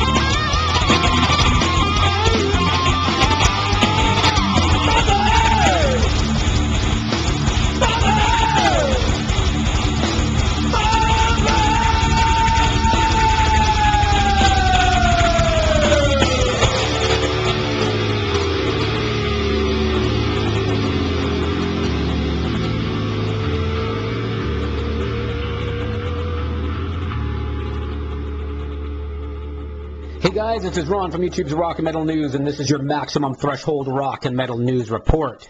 The guest vocalists keep arising for the December 21st tribute show for Suicide Silence's late Mitch Luker. The band will perform Suicide Silence songs with guest vocalists. The show will be held at Fox Theater in Pomona, California on December 21st. Proceeds will go to Mitch's daughter's education fund. Now we have Phil Bozeman from Whitechapel, Austin Carlisle of Mice and Men, Ricky Hoover from Ex-Suffocate, Chad Gray from Hell Yeah and Mudvayne, Tim from As I Lay Dying, and Eddie from All Shall Perish. What a great lineup. Should be a great show. The Black Dahlia Murder have been confirmed for the 2013 Vans Warped Tour. Trevor, the vocalist, said, "We in the Black Dahlia Murder look forward to seeing you and your friends' fancy haircuts this summer at the Vans Warped Tour. I think it's safe to say that all of us in the Black Dahlia Murder have attended this tour at various points and have fond memories of this great American punk rock freak show. And stay tuned for more band announcements soon." NewYorkNatives.com reported that the case against ex-Cro-Mags member Harley Flanagan has been dropped. Flanagan advised the charges were dropped due to lack of evidence and conflicting statements made by witnesses. Continuing with your MaximumThreshold.net rock and metal news, ProgPost.com stated a February 4th, 2013 trial date is set for Lamb of God's Randy Bly. Randy is on trial for manslaughter in regards to the death of a fan who died after a show in Prague, Czech Republic, 2 years ago. Horns up for Randy, all the prayers for Randy, so he gets off on that for sure. The reunited Nirvana played a song called Cut Me Some Slack, the new track which reunited ex-Nirvana bandmates Dave Grohl, Chris, and Pat Smear with Sir Paul McCartney. The song's off the Sound City reel-to-reel soundtrack to Grohl's Sound City movie, and they played it on December 12, 2012 for the Hurricane Sandy relief concert in New York. And the Finnish band Whispered have finished their mastering of their new album. The band will release the new CD next year. And finally, Enslaved have announced that they will release a new live DVD next year. The DVD will contain 24 songs with material from all of their releases. This is Ron from YouTube's Rock and Metal News with a Z, and this has been your Maximum Threshold Rock and Metal News Report. Thanks for tuning in. Hey, this is Dominic. And whenever strum my guitar, I'm looking for that sensational sound. Only works the best with SIT strings. Once again, that is SIT strings. Check them out, sitstrings.com. And if you're a guitarist, you definitely want to get these on your axe, because they'll never, ever let you down.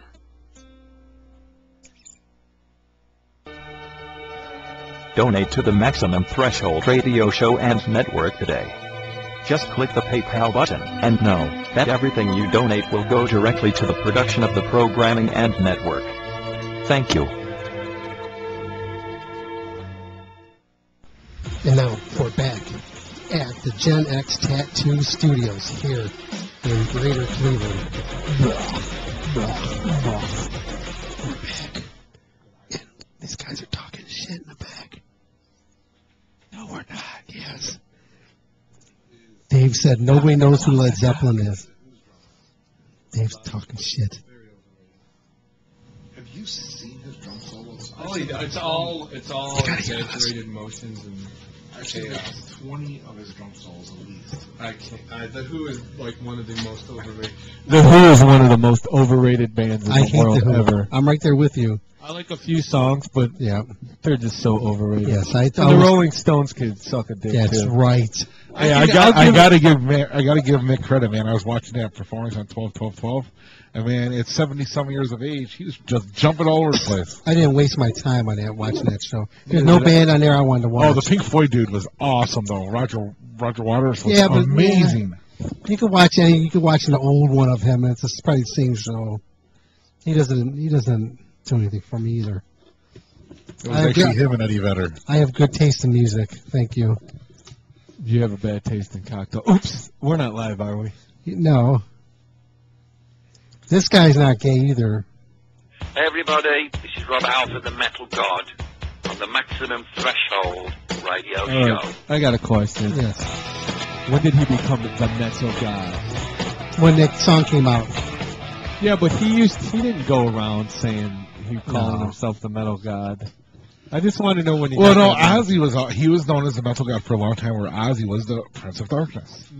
No, when Painkiller and all that shit came out, he wasn't the metal god then. Yeah, he was. No, he considered a wasn't. metal He god. didn't call himself the metal god. No, but you saw it in interviews. They called him the metal god. And Gene Simmons is the god of thunder. Okay.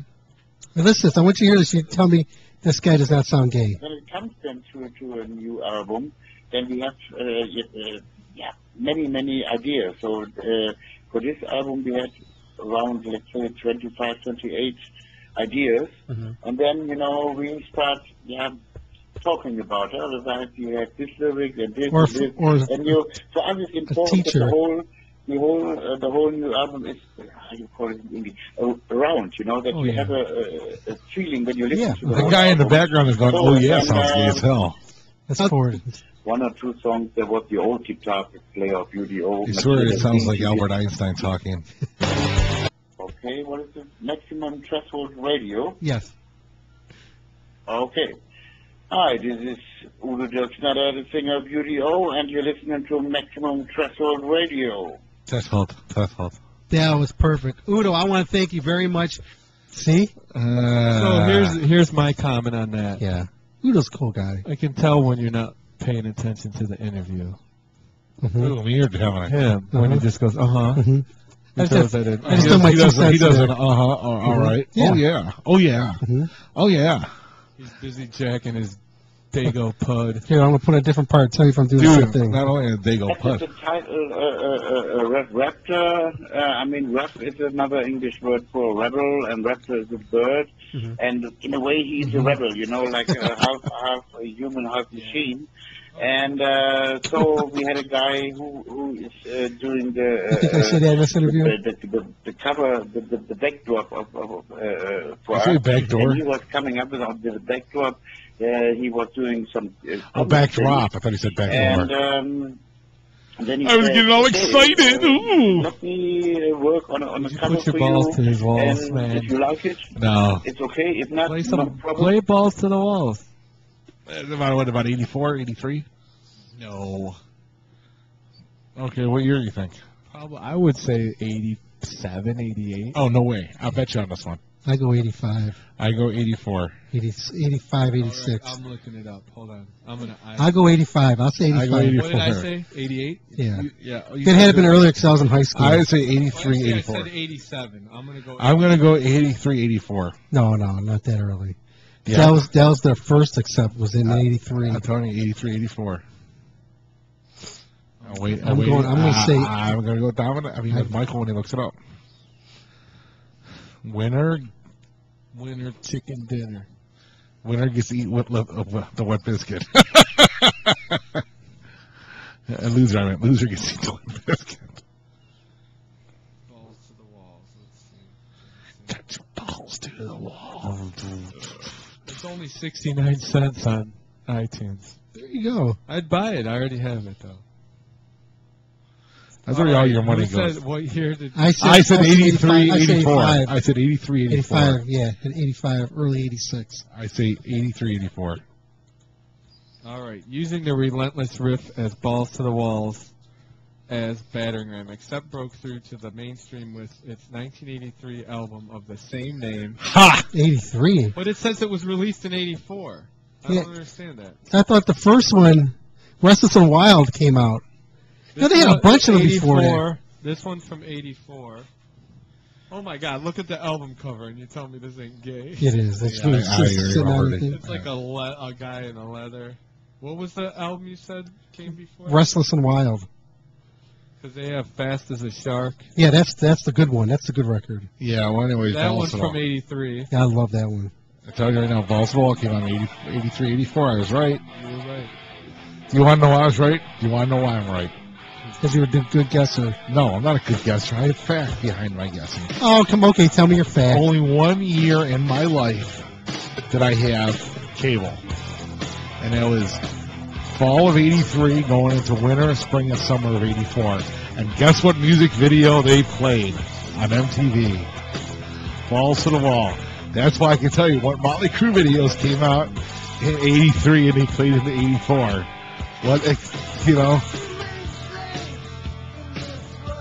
When did he come out of the closet? Does that say? I'm curious on that one. I mean, was it like before Alfred Halver? I don't know. I mean, come on, that's seriously, because if he came out first... There's something about him. He came out well. He didn't come out till after that. I like the dummy at the end of the video on the wrecking ball going into the wall. Yeah. It looks so fake. Well, the thing is, I don't think he would have had any success if he would have came out in '83 like that. After 2. Turbo Lover, wasn't it? No. When did he officially come? He came out after Painkiller, and then he left to make Fights. You're wrong. He didn't come out till after Fight, when he did that band called 2, the TWO. Yeah. I remember him coming out then. I thought he came out of Fight's second release. No, he came out after. The Fight had 2 releases. Yeah. One dude's a tattoo artist from Toledo, a guitar player. Well, the whole band was from Toledo. Were they really? Yeah. They were a band in Toledo, and he joined the band. And you know who was one of the guitar players in that band? Who? Russ Parrish, also known as Satchel from Steel Panther. He was on that. I believe he was on the first Fight album. I was at the DVD store the other day and they had the Fight DVD retrospective. You know, Russ you don't see anything in print that Russ says he's from this neck of the woods. Everything's saying he's out in Fresno. They've been out there so long. Yeah, but once you're from a certain neck of the woods, you're always from that neck of the woods. Doesn't matter where you live now. Like, my goal is to move to Las Vegas in 5 years and set up shop out there. That's one of my goals. You know? My goal is to pay my internet bill. I have short term. I have like 30 of my friends living off in Las Vegas right now. They all my goal is to be sandwiched between Selma Hayek's ample bosom. That's a good choice. Oh! I saw a good movie.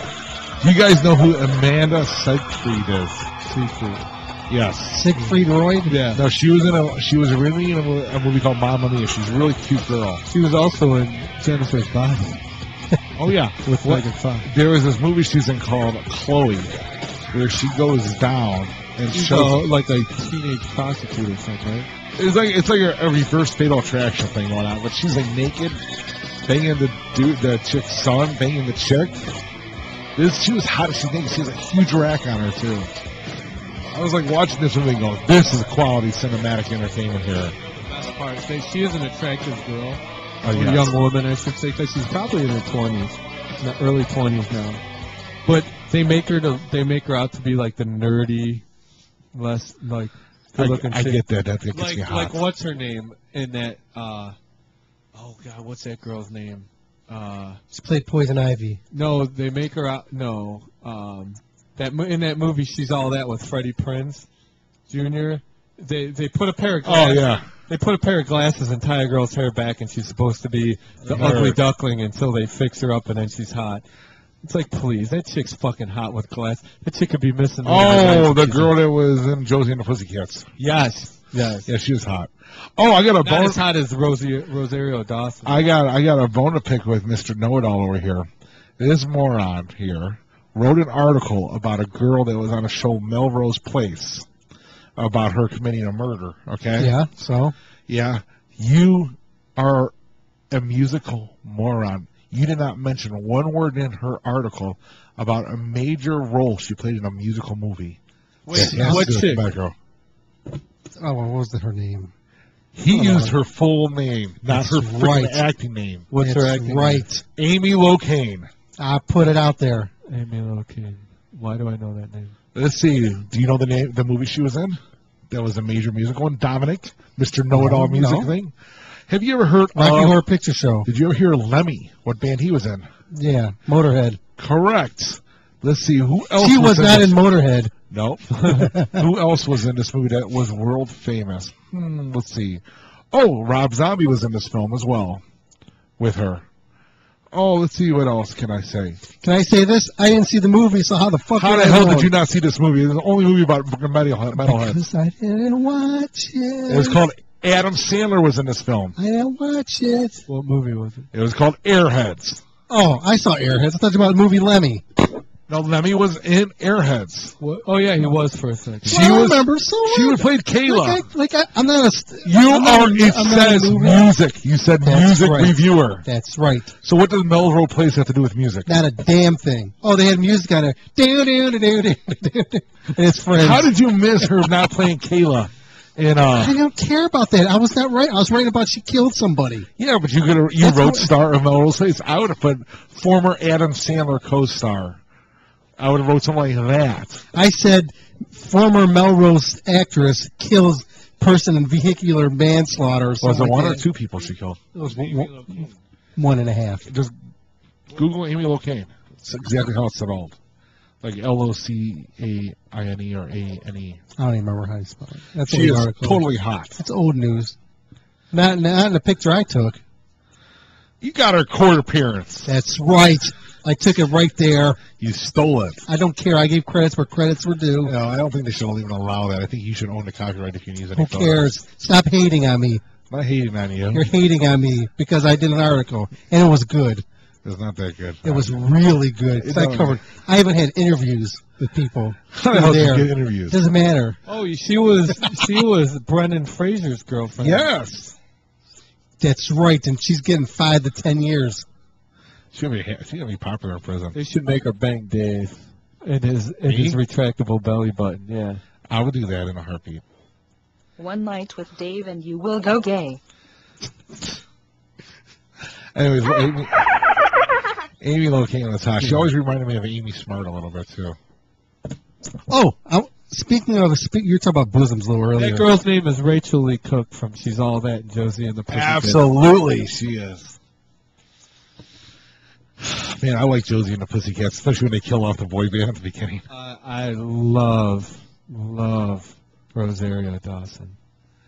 Even when she had that stupid ass haircut in that Death Proof movie. Did you know she was also in, if I'm not mistaken, in Clerks too? Oh, when she's dancing on the roof to the Jackson 5 and the dancing on the chocolate roof. titties are bouncing. Oh my god, that's when I finished. You know, I got to hang out with Dante from Clerks. Lucky you. I was. I want to play this real He quick. wished me happy birthday on my birthday. He sent me a letter. I want to play this because you're talking about boobies a little while ago. Well, you a couple play a seconds video ago. of you. Oh, this is one of the best interviews we had for this year, and I want to say Michael was very instrumental in this interview. He took over this one, and this was last week's interview. I'm just gonna play a clip out of it, just the beginning part because it sets the stage for the rest of the interview. It's a teaser. You want to make some, kid? Here we go. This is how he started an interview. Hello. Hello, Marlene. Hey, how are you? Hello Sorry, there. I'm at a kid's birthday party. I love them. Is it your kid? No, I don't have kids. You want to My make friends some? You want to make some? What? You want to make some? No. Come on, you got them big giant boobies. Them That's kids Michael will over be here. like 100 pounds in like 2 months. Damn. What'd you say? I said you got them big giant boobies. You can feed them. They'll be like 100 pounds in 2 months. There you go. That's how you start an interview off. That's how you seduce a woman. So next time we interview David Lee Roth, I'll start it off that way about his Couple of- movies. No. You know who else was on last week? Who else? David Rude from Tesla. Oh, that's right. Yeah, I was talking to Jeff Keith's brother about that too. He said it was very cool. Oh, do you know what he was? He had an exclusive dinner with Randy Rhoads' mom and sister and brother. Who did? My friend James.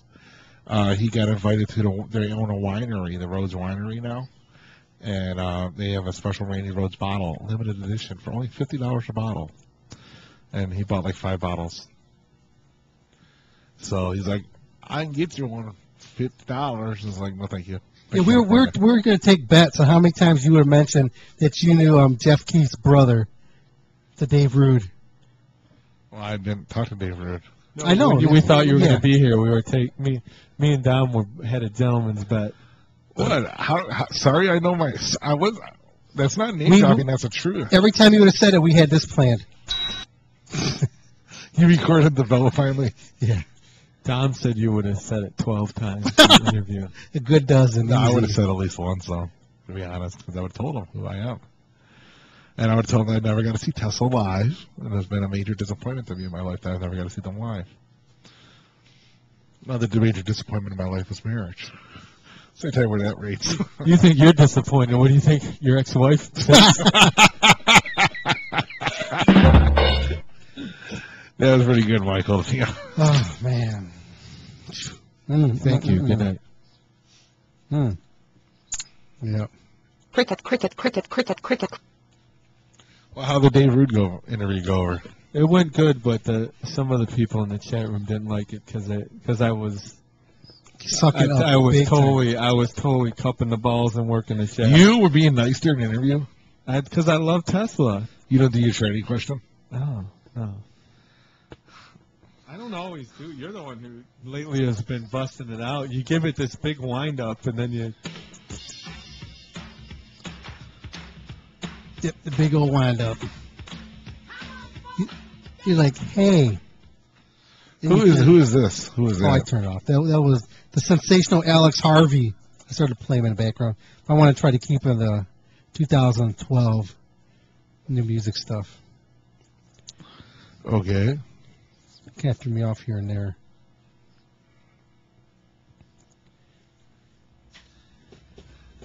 Anyways, I watched that 12-12-12 concert. Did you waste your time, didn't you? I watched the whole thing. How'd you watch it? I was at the bar. Oh. I gotta watch like 2 hours of it, though. Did you have to pay for it? I was at the bar. Whose dick did you have to suck for that? It was Anigar. Oh, so I saw today This is a good tune right here. So I saw today that you had to tune. jack off me and do a CD review of Fozzy. I've done 2 CD reviews on there. Of the same band? Speaking of Fozzy. Not the same band. Speaking of Fozzy, when do we get our makeup interview with the Duke? You know, they just came back to the States, and they just did a show, their last show of the tour is tonight in Hartford. So yeah, I'm not stalking them, but I know all the shit that's going on with them. We did an So I get all his article. updates. By the way, I don't know. He hasn't got back. The article is about Fozzy's in the magazine anyway. So yeah, the review is in the magazine anyway. Along with a really cool photo I did in there. You didn't go see them last time, huh? The one at Peabody's now. Yeah. Oh, you missed a good show. Dude, I gotta say, Yeah. fucking. What are you gonna say? I'm gonna say that fucking Frank Bud, however you say his last name, he was the drummer in Stuck Mojo, and he's also the drummer in Fozzy. Yeah. Was unbelievable. Oh, hell yeah. I believe them. I believe them. He was a good drummer. He was a good drummer. Why didn't you believe him? No, but he was a good drummer because I'm such a fan of the Dukes that I just tend to focus on the Duke.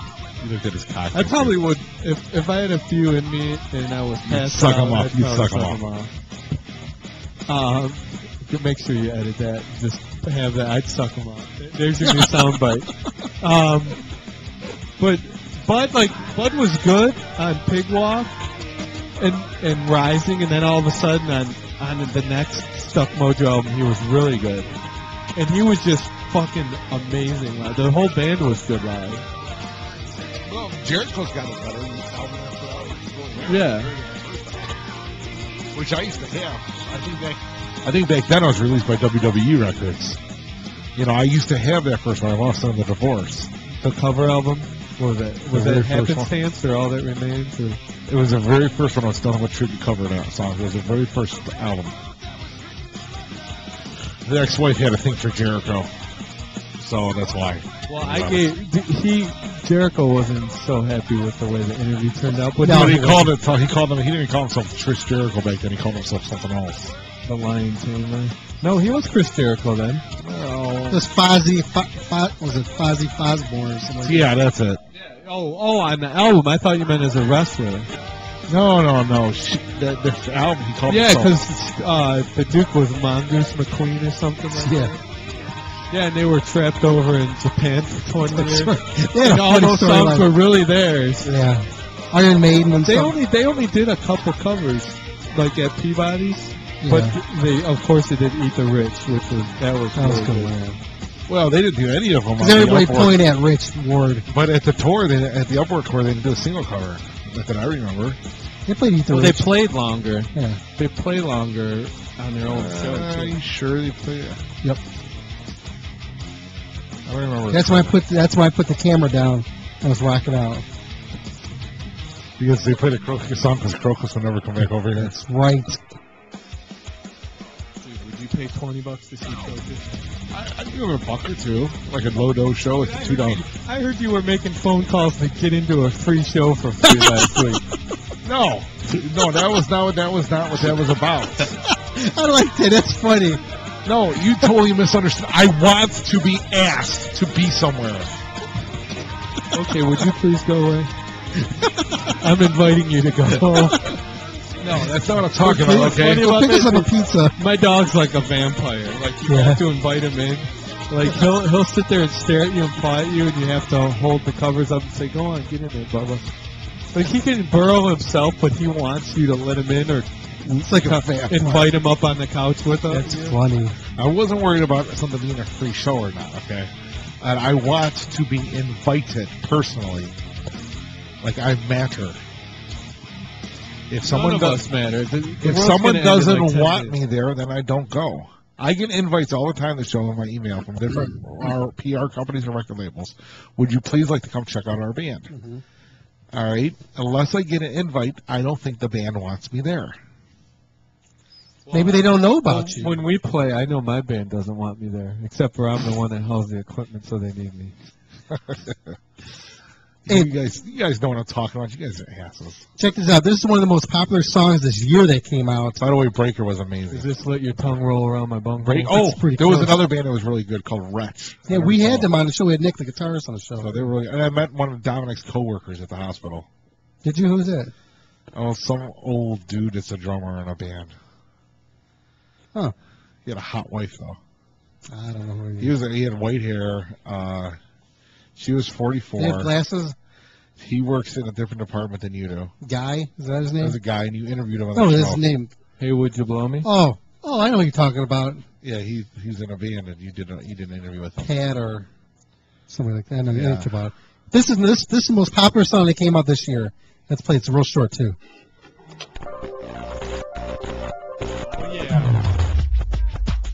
The name's Chloe's bitch, and I'm a no fucking rapper. Me and 30B, we tear it up and never. We got a 3-prong glass of gangster loot. Cause we be gangster heads, and that's what gangster heads do. Boom, shakalaka, ain't that what they say? I got a clock with your name on it. Every day. Discount at McDonald's, I'd like me a McChicken. A hole in my box, so you can stick your dick in. I'm a bingo queen, don't you ever forget. I'm like B-I-N. when I go sick. Hairy and black, I like them big like King Kong. Pull my diaper to the side and stick it. Sprinkle, sprinkle up, sprinkle, sprinkle up, sprinkle, baby. I'm like sprinkle. I hear Rihanna cover this song.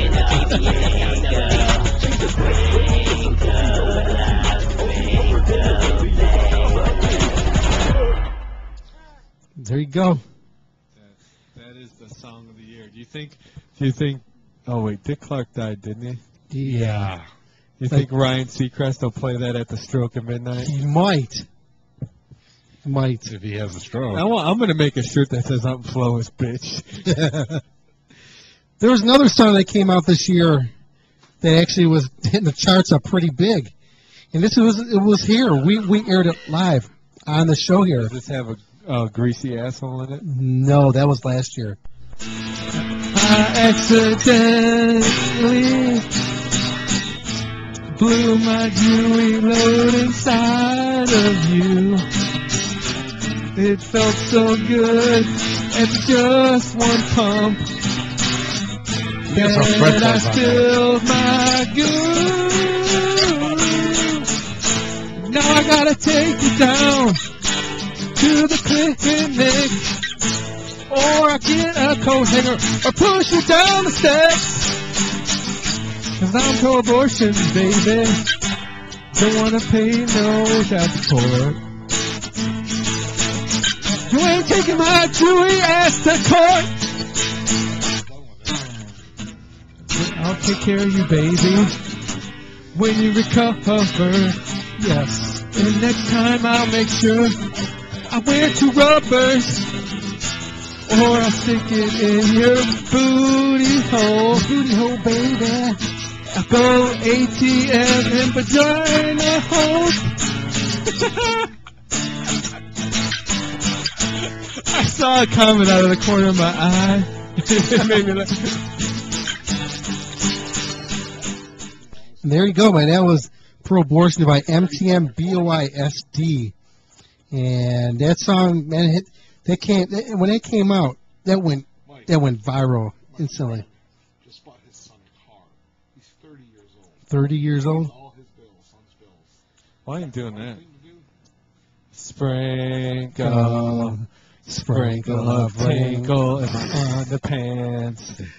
You guys are worth, dude. That's I got a Christmas song. Want to hear a Christmas song? One of my favorite songs. Actually, we don't have internet. One of my favorite Christmas songs is from the soundtrack of Love Actually. It's a great tune by Billy Mack. I got the fact that you know the soundtrack of Love Actually. Yeah. It's one of the 4 signs that you're gay. Yep.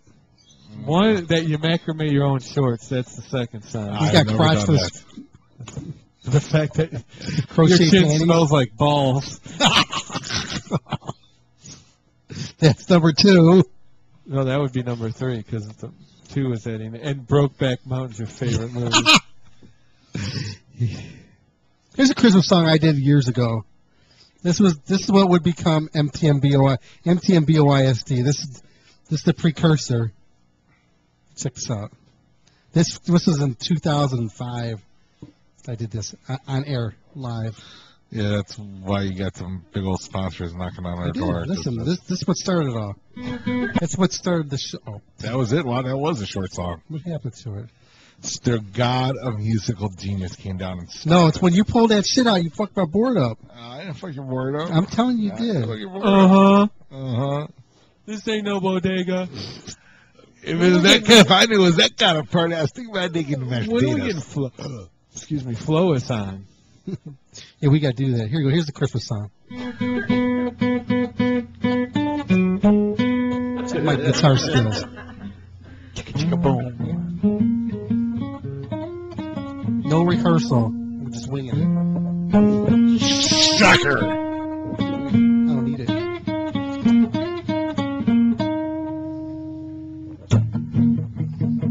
The kids are waiting for old St. Nick to bring Barbies, cars, and a pogo stick. They are all snuggled in their beds with dreams of Santa in their head. Oh, Cindy sneaks down in the middle of the night to catch a glimpse of Santa Claus. She thinks she hears the pattern of reindeer paws. She runs down the stairs and down the halls. Who is that standing by a tree holding her? It's Santa Claus. Oh, come on, you guys can sing along with me. Cindy saw Santa scratching his balls. He's making his halls and scratching his balls. Cindy Santa scratching his balls. He was digging his halls and scratching his balls on Christmas Day. On Christmas Day. A Christmas Day. Yeah, there you go. That was some Christmas music from in-studio stuff. I don't know if we got any other Christmas stuff that we did here. How about some Hanukkah stuff? I don't think I ever had it. How could you not play King Diamond? Sing us a good old Hanukkah work song there, Michael. Hanukkah work song. Oh, dreidel, dreidel, dreidel, I made it out of clay. Oh, dreidel, dreidel, dreidel, David's fucking gay. It has a ring to it. Did you know that the dreidel is you're actually gambling when you play the dreidel? Whenever you're dealing with Jews, You know, I always thought the dreidel that thing is. I always thought it was something with the Dungeons and Dragons. It's a top. You spin the top, yeah, and you get these little gold foil covered chocolate coins, and it's kosher chocolate, and it's kind of gross. And it's called Hanukkah Geld. Mm-hmm. and you spin the dreidel and you bet on which symbol it's going to pop up on, and then you pass the geld around. You're betting. TMZ had a list of famous Davids who were Jewish today, and they listed a couple I didn't believe were actually Jewish. And I want to go over those with you. Davids? Yeah, there was a bunch of Davids. Okay, go ahead. You ready? I'll give you some that were automatically Jewish. Well, already. we don't all know each other. Okay, well, David Lee who's Jewish. The king of all Jewish rock stars. But he's Jewish. Okay, David Spade on their list. Yeah. I didn't know if he was Jewish or not. That makes sense. Just because he looks like the little elf from Rudolph the Red-Nosed Reindeer. David Duchovny. I can see that. David Beckham. I didn't know that. Yeah, I didn't see that either. And David Hasselhoff, which doesn't make any sense. I thought he was German. Well, no, the Germans love him.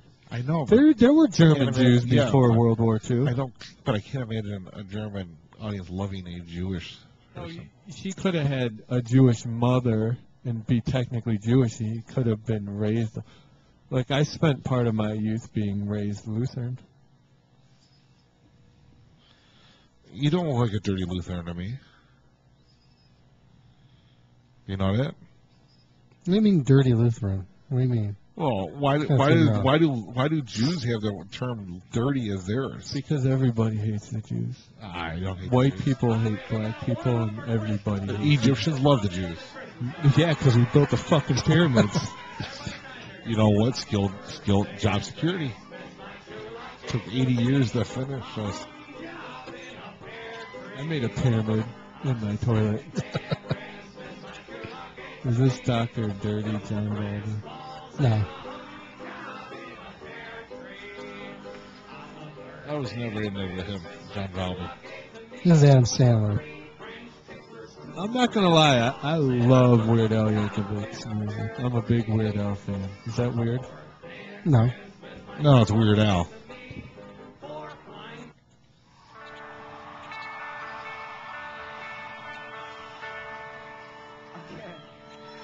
This is a song that there's a lot of Christmas songs out there, and not too many Hanukkah songs. Yeah. So, wrote a song for all those nice little Jewish kids who don't get to hear any Hanukkah songs. Here we go. Hey,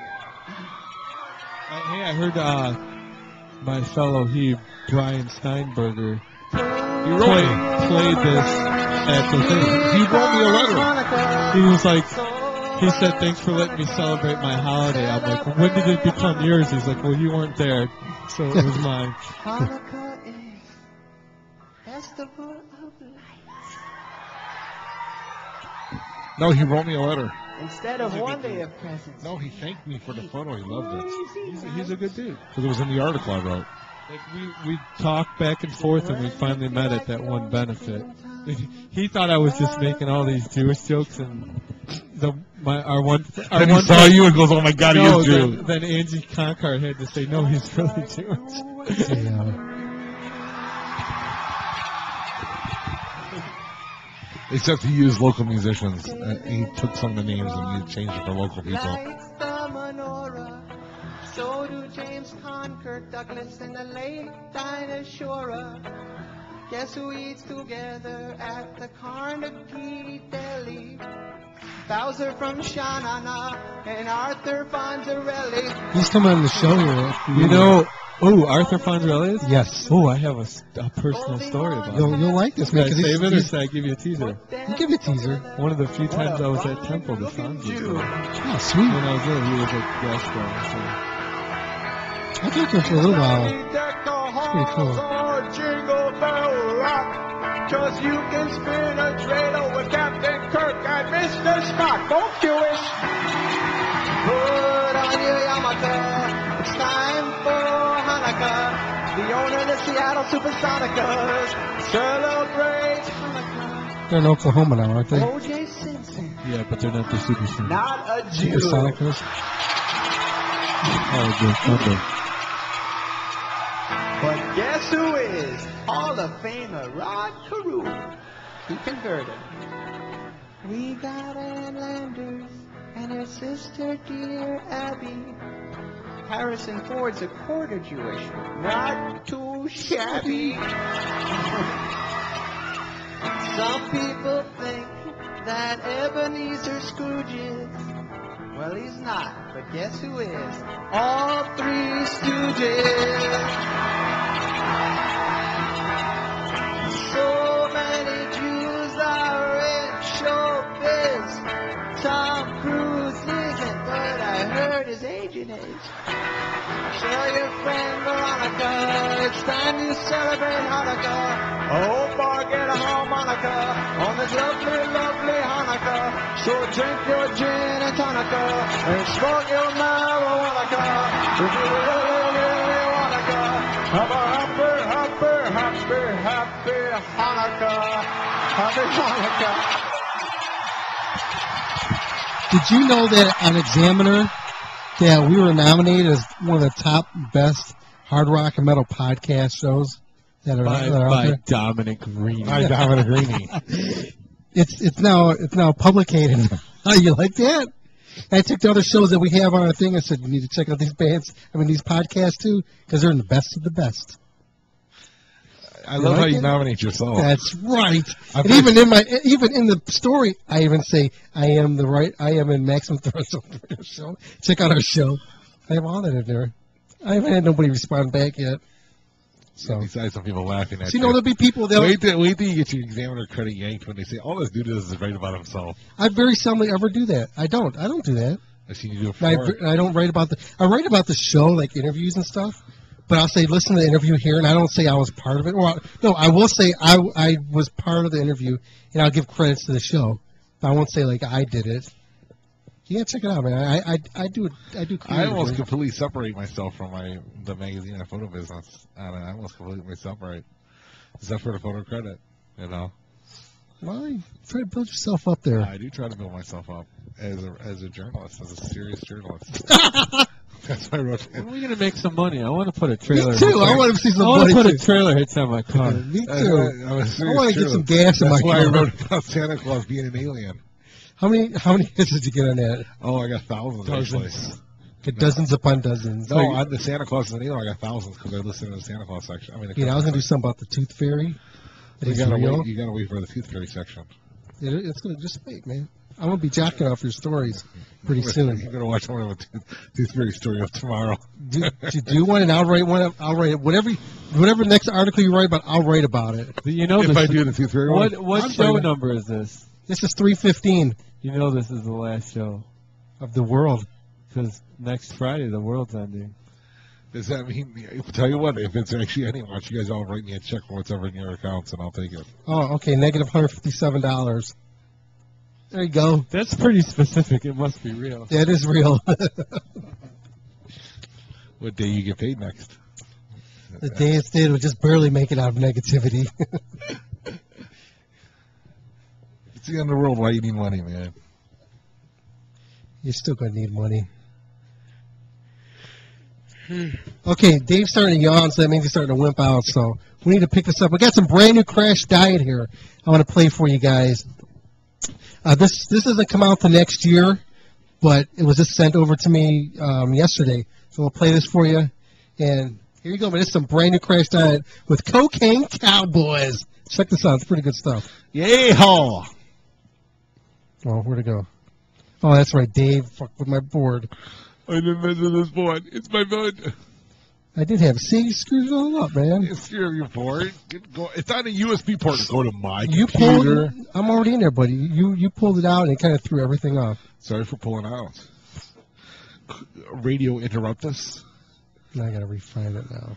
Like coitus interruptus, but radio interruptus. Damn, I had to build up everything to this song. I know. Don't you hate Dave when you build something up and it just sucks afterwards? Oh, there you go. Now you know. While I find it here, listen to this.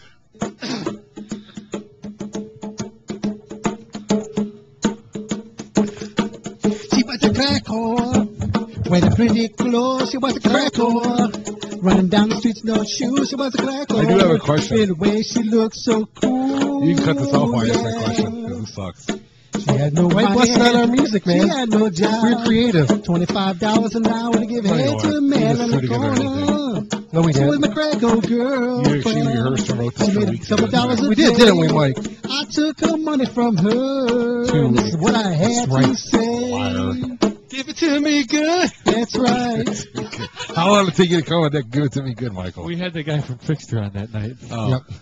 Okay, you ready? What is more gay of a song or more gayer of a song? You ready? Wham! Wake Me Up Before You Go Go, or Karma Chameleon by Culture Club. What is the more gay song? Karma Chameleon, because Wake Me Up Before You Go Go. Wham had some good songs. And they were gay, but they weren't really gay. I came up with a new game version of Mary Kill. Mary Kill. Okay, but it's called Ice Game. You ready? All right. I saw it. It went over like a fart in church. I don't care. I want you guys to try it, okay? I got a new buddy game. Well, hold on. Let me try it, okay? There's 3 ices. You got iced tea, vanilla ice, and ice cube. One you have to fight, one becomes your best friend, and one you have to kill. Who do you pick and why? And I've heard all different type of responses from people, so I'm curious. I would kill Ice-T because he used to be a gangster, and I can't trust him. They turn cop. Although he likes big butts, and if you like big butts, you cannot lie. Yeah, most other brothers can't deny. Ice Cube? He was in Friday, so I'd probably have to marry him because he's rich. Oh, wait, we're just friending, right? Yeah, we're like best friends. Okay, yeah. He'd be my best friend because he's rich and he's got serious street cred. Although growing up, Ice-T was one of my favorite rappers. Body bags. Not when he was in that metal band, but the rap group. So, I couldn't be friends with Vanilla Ice because he's so angry and he's fucking makes up all kinds of shit. You know, I had a black guy I know come up with the same exact list as you, but the reasons were totally different. His reasons were as follows, okay? Kill Ice-T because he's at the end of his career, okay, and he ain't going to help him at all. Hang out with Ice Cube because he was in Friday and he'd be smoke all the blunts all day. That's right. And kick a Vanilla Ice's ass because that white boy just deserves an ass beating according to this guy. Daddy, I'm lost. Can you help me? Here's the next internet the question on the internet. You're gonna adapt that game to the 3 of us. Who would be your best friend? And who would you beat up and who would you kill? Bye, Dave. Bye, Dave. You're gone. I'm done.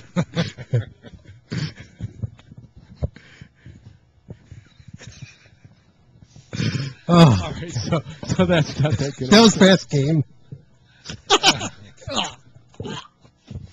Keep your monkey dirty ass feet to yourself. Those are some dirty dogs.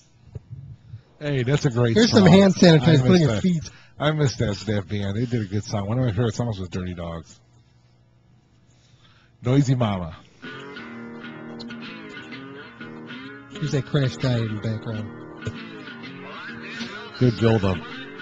Cocaine Cowboys. Wasp did song Cocaine Cowboys, didn't they? I thought he turned religious now. Is that true?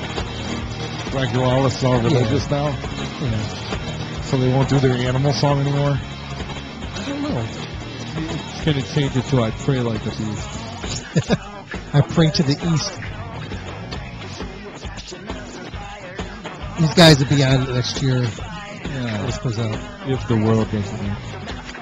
It's better, and I've been watching all kinds of apostles. I know. I even wrote an article on Examiner about it. About the end of the world. What are you going to do? In the world canon, there's 2 things that aren't the signs that they talk. The Browns aren't going to the Super Bowl, and I didn't win the lottery. That's right. If Michael wins the lottery, that's the day he gets hit by a car as he's walking out of the gas station that he just got the ticket for. The first thing I would do if I won the lottery is I'd shit my pants. Second thing I'd do is I'd pass Shit out. your pants again. I'd pass out. Then when I woke up, I'd check my numbers, and I'd shit my pants again and pass out again. And then I'd find the best place for hair plugs. And just get a couple. You don't need a lot. Just get a couple in the front row on. And then I'd have a really bad big comb gold, over. A platinum diamond encrusted medallion that says I'm Flo's bitch. Would you still live here? You won like a Super Bowl, 180 million. I would love to have like a big house on the lake. That would be so awesome. Or do you want to live on the lake? I'd love to live on the land by the lake. But on the lake, that would suck. Lakefront property. Oh, okay, sorry. I would want to stay here. Goodbye. Thank you. I'm going to buy an island of Tahiti. I'd pay for you to go somewhere. I'd give you a one-way ticket anywhere you wanted to go. I'd even buy you new socks for your trip. But you need to stay now. You got heat in your truck. Damn.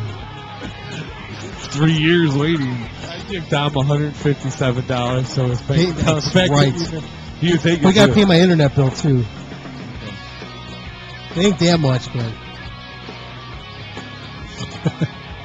Did you ever notice how everything seems more expensive when you're broke? That's right. And then when you got money, you're like $1,000. That's like a couple paychecks.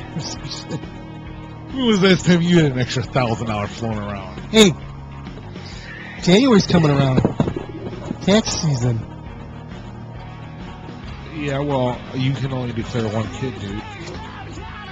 You should be able to claim daily.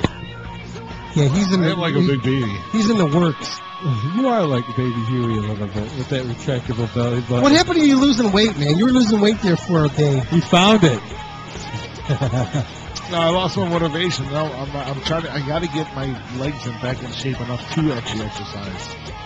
Your face was thinning out and everything. That's right, you were doing I was good. like, well, Dave's on the right path. We Yeah. need to get Dom on it now. Yeah, I was starting No, to I'll lose be weight. back on it. No, I'm not joking. I'm seriously looking at buying a membership to a gym.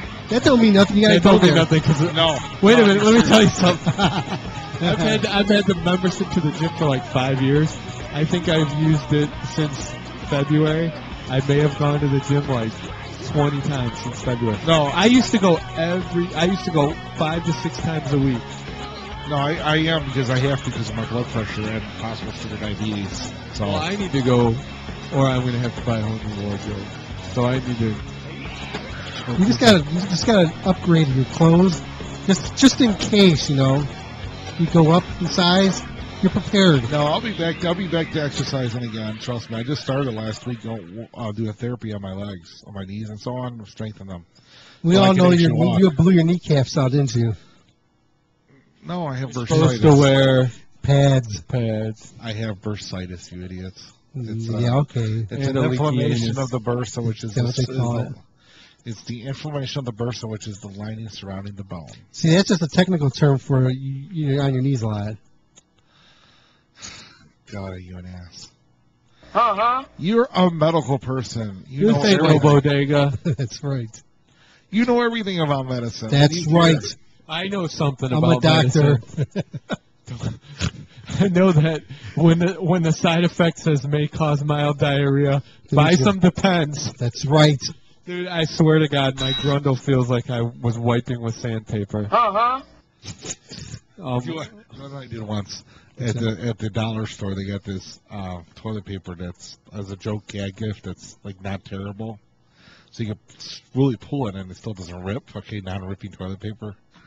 So as a joke, I put it in the bathroom at a friend's place, and he didn't fucking even notice. He's like, "Man, that shit was a bitch to cut. I need to get my blade out."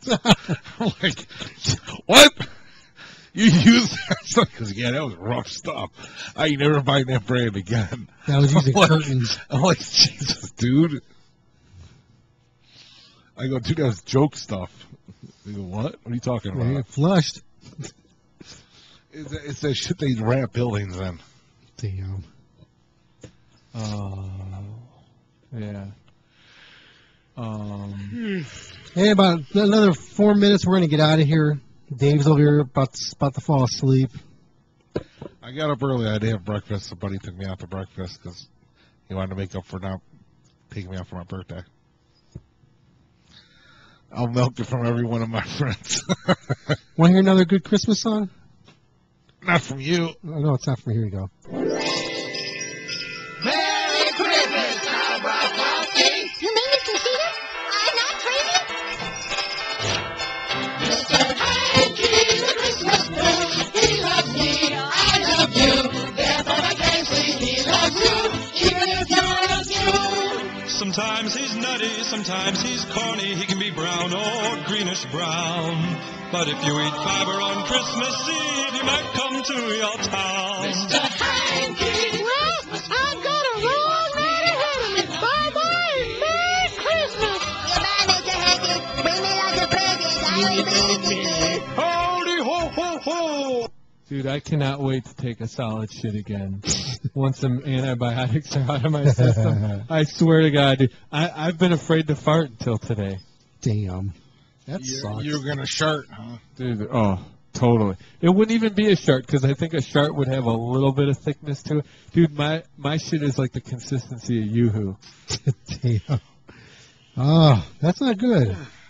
I've never had a Yoo-Hoo. I'm not joking. Well, It's like chocolate flavored yeah. water. That's I don't see the attraction. My for kid it. loves it. I like He it. loves it.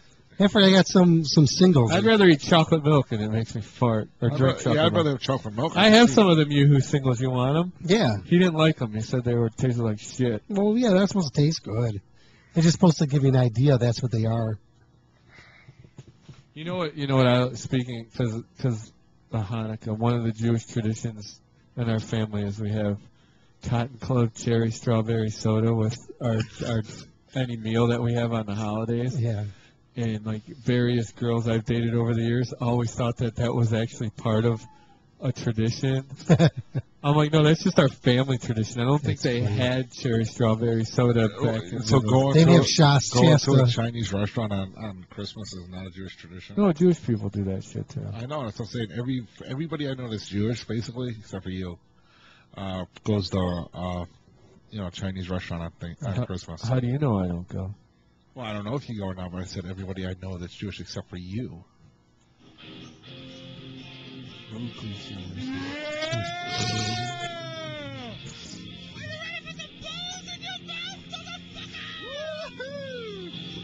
I really hate this. Right, because you can't be that creative. Hey, did you hear Stacey Blades quit? Yeah, he's got a solo one or somehow. What's it called? Who cares? I think so. He's a pretty good guitar player.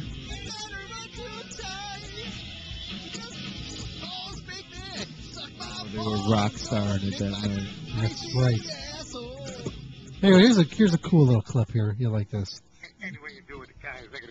I love this. The maximum threshold. The threshold's very maxed out. It's great. I love it. It's like warm apple pie on a Sunday. It's great. That's right. Yeah, so we're getting out of here right now. Just want to thank everybody for tuning in to part one of a couple series of the best of 2012. So I'm going to throw that out there and tune in next week. You'll probably hear a train wreck like this week, but it works. So, hey, guys, want to give a plug to anything you got going on there? MaximumThreshold.net. Order the magazine. Don't forget to go to Examiner.com, David. Okay. I'd like to say Morning Wagon on Facebook. Rest in peace, Arnie. My grandpa. We love you still. And L'chaim. Don't be an asshole. Don't go to a school and shoot up fucking kids. What's wrong with this? I double that. You know what? If you got issues, you talk them out. I believe there's too many people on this planet, but don't kindergartners. kill kids. No kindergarten. Kill their parents. Don't kill the kids. The kids are innocent. And remember, don't buy drugs. Become a rock star. They give them to you for free. Yeah, or a hot chick. If you're a hot chick, people give you drugs for free. Or hang out at the airport. Yeah. When people start pitching shit before they get on an airplane. Yeah, but don't get checked. That's a place to hang out. They had some insider scoop. Also, I heard this week. It's some good info. If you guys are waiting to the last couple of days to do Christmas shopping, try this out. Follow a UPS truck around. They go drop off shit at people's door and they leave. Just go up to the door and take the package, walk away. If people answer the door, say Merry Christmas, and hand the package and walk away. Wait, is it Merry Christmas or Merry Kissmas? It could be any way you want to put it. And then run. It's the last night of Hanukkah. Light them candles and spin them dreidels, bitches. That's right. Hi, sweet tits. That's right. And we're out of here. We'll see you guys Goodbye. next year. week. If the world don't end, we'll be back. I'd like to thank you all for tuning in to the Maximum Threshold Radio Show. Maximum Threshold Radio Show comes at you live every Saturday night from 8 to 11 p.m. Eastern Standard Time. Not only here on MaximumThreshold.net, but also on all of its other lovely affiliates. So however you get a chance to check out Maximum Threshold, we'd greatly appreciate you listening to the show and the program. Don't forget, you can also catch us also on iTunes. You can catch us also on our website for downloading at MaximumThreshold.net. There's many different ways you can catch the Maximum Threshold Radio Show for downloading. You can also Google Maximum Threshold and you can come to all kinds of different other avenues to download the show. So any way you can get the show and you can listen to it, I would really appreciate it. Like I said, you can catch us on iTunes. Just do a search for Maximum Threshold and you will find us. Thank you again for tuning into the Maximum Threshold Radio Show. The only station to make your ears bleed in a good way.